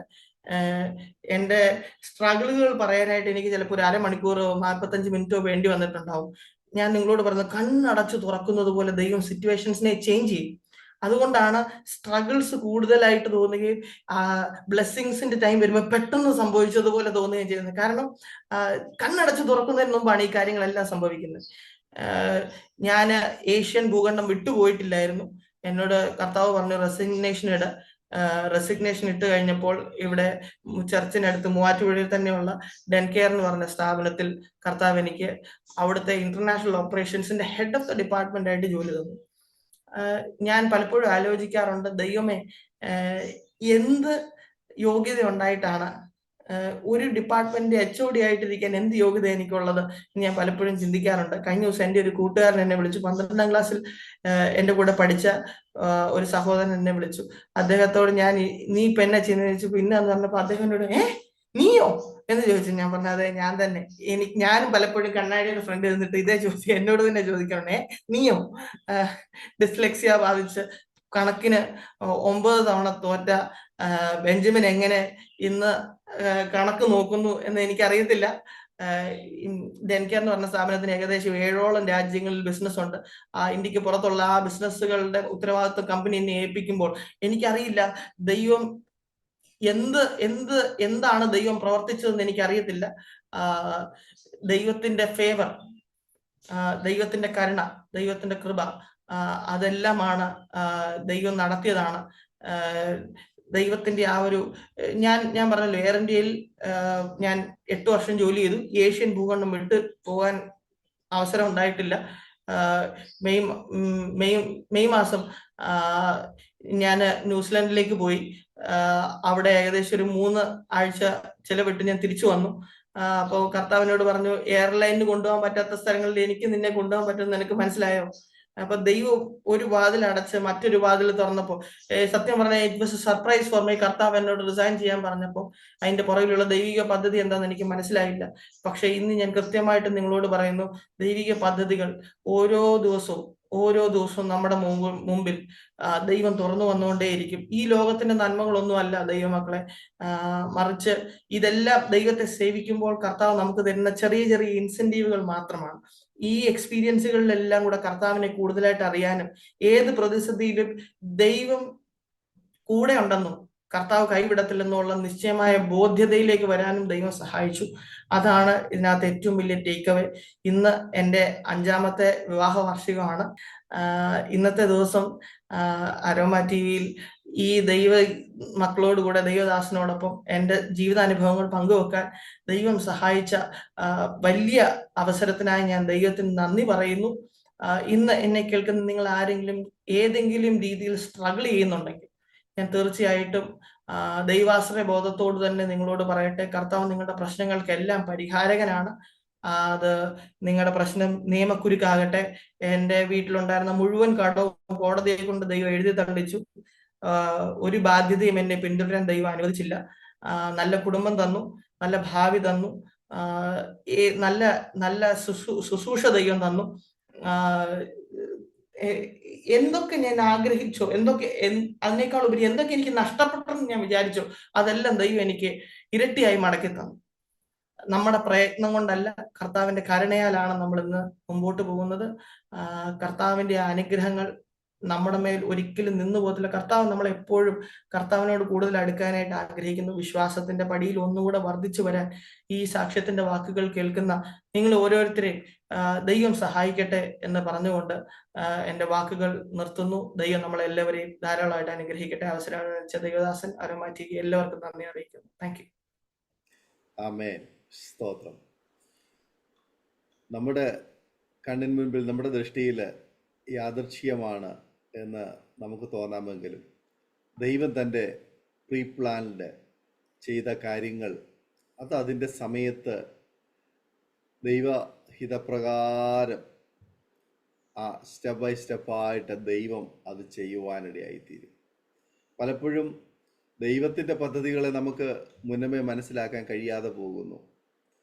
നാം നമ്മുടെ പരിമിതിക്കുള്ളിൽ നിന്നുകൊണ്ട് പലപ്പോഴും ദൈവത്തിൻ്റെ പദ്ധതികളെ നാം നിരീക്ഷിക്കുന്നു. അതുകൊണ്ട് പലപ്പോഴും നമുക്ക് വിശ്വാസത്തിൽ ഉറയ്ക്കുവാനോ ദൈവത്തിൽ ആശ്രയിക്കുവാനോ കഴിയാതെ പോകുന്നു എന്നുള്ളത് സത്യമാണ്.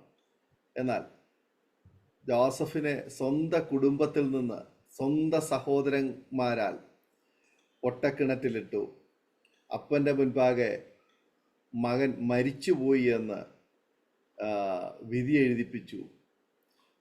മിസ്രൈമ്യ കച്ചവടക്കാർക്ക് വിൽക്കപ്പെട്ടു. കാരാഗൃഹത്തിൽ അടയ്ക്കപ്പെട്ടു. എല്ലാം അവസാനിച്ചു. ജോസഫ് വിചാരിച്ചു തീർന്നു.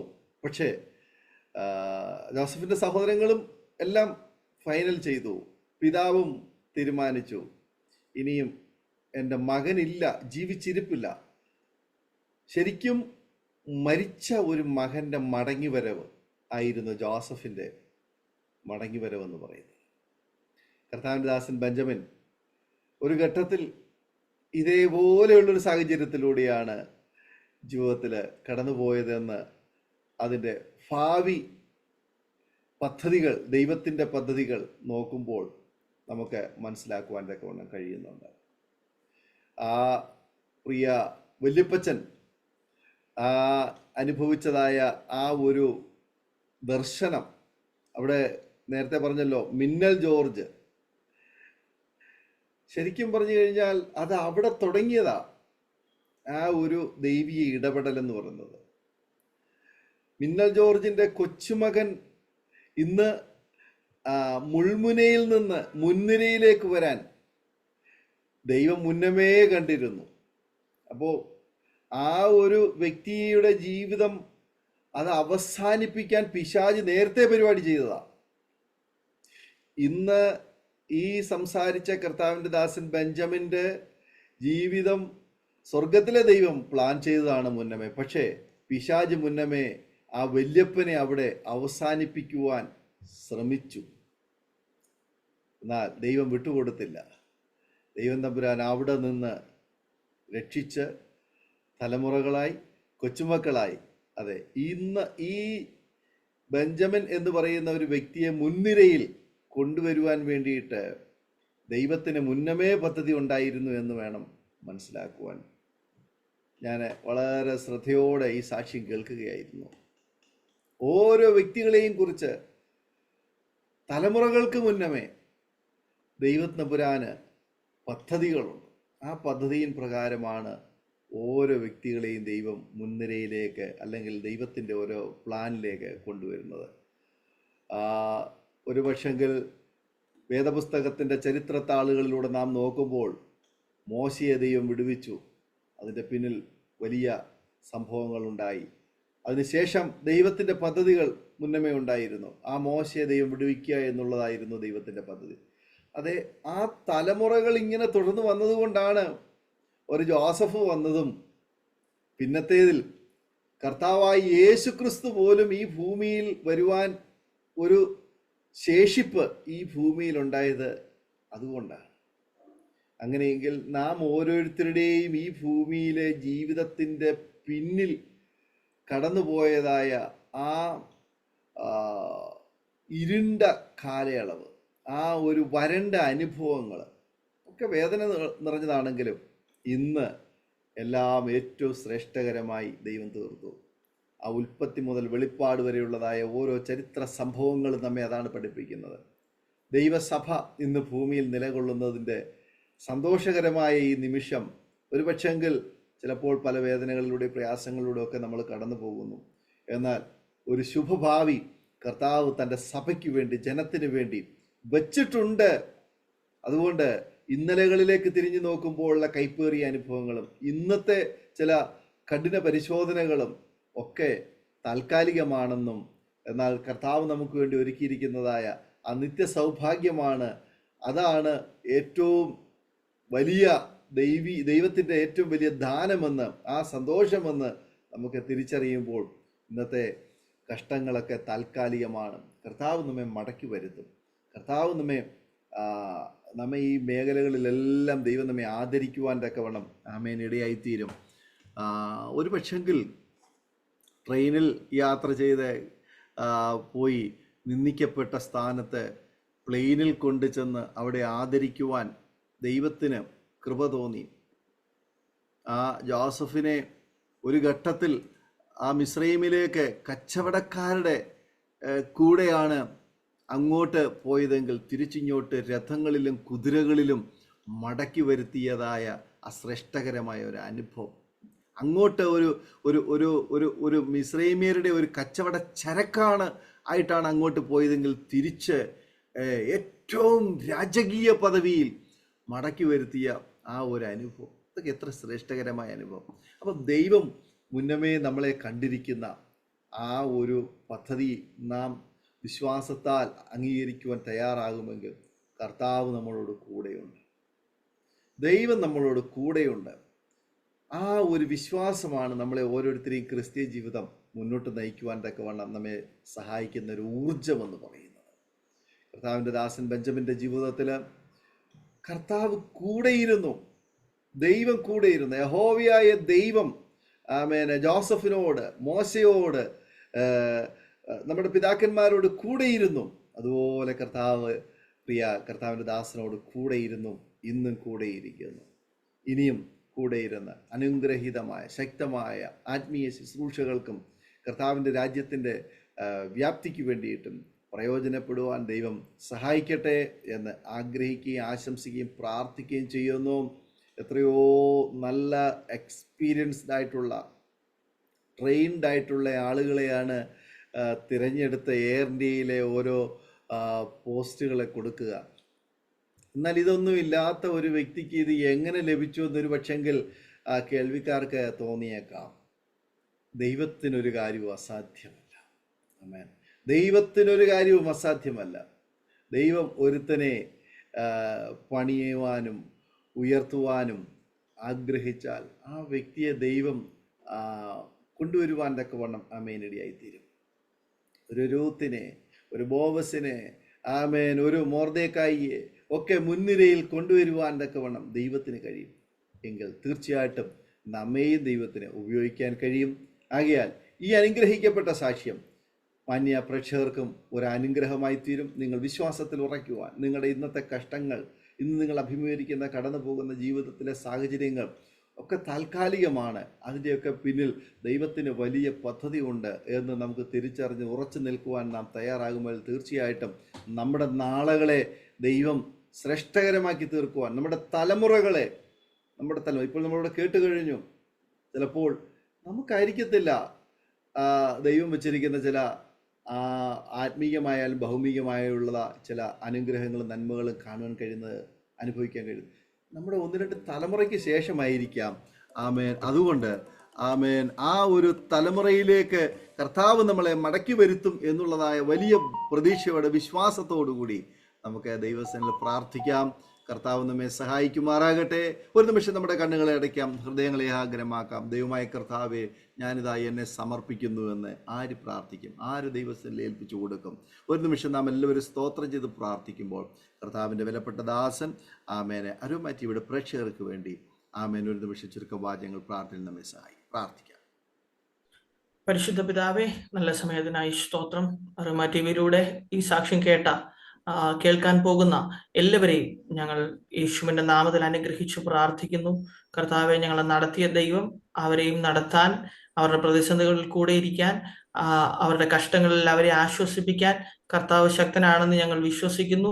ഇന്ന് ഞങ്ങൾ ഒരുമിച്ച് പ്രാർത്ഥിക്കുമ്പോൾ അവരുടെ ജീവിതത്തിൽ വലിയ ദൈവപ്രവർത്തികൾ ഉണ്ടാകേണ്ടതിന് വേണ്ടി പ്രാർത്ഥിക്കുന്നു. കർത്താവെ, ഈ സാക്ഷ്യത്തിലൂടെ ദൈവത്തിന്റെ വഴികൾ അവർ കേട്ടല്ലോ. അതേ വഴികൾ അതിൽ അഗോചരമായതും ദൈവം അവർക്ക് വേണ്ടി ചെയ്യാൻ ശക്തനാണെന്ന് അവർ വിശ്വസിക്കേണ്ടതിന് ഇതൊരു മുഖാന്തരമാക്കി തീർക്കണമേ എന്ന് പ്രാർത്ഥിക്കുന്നു.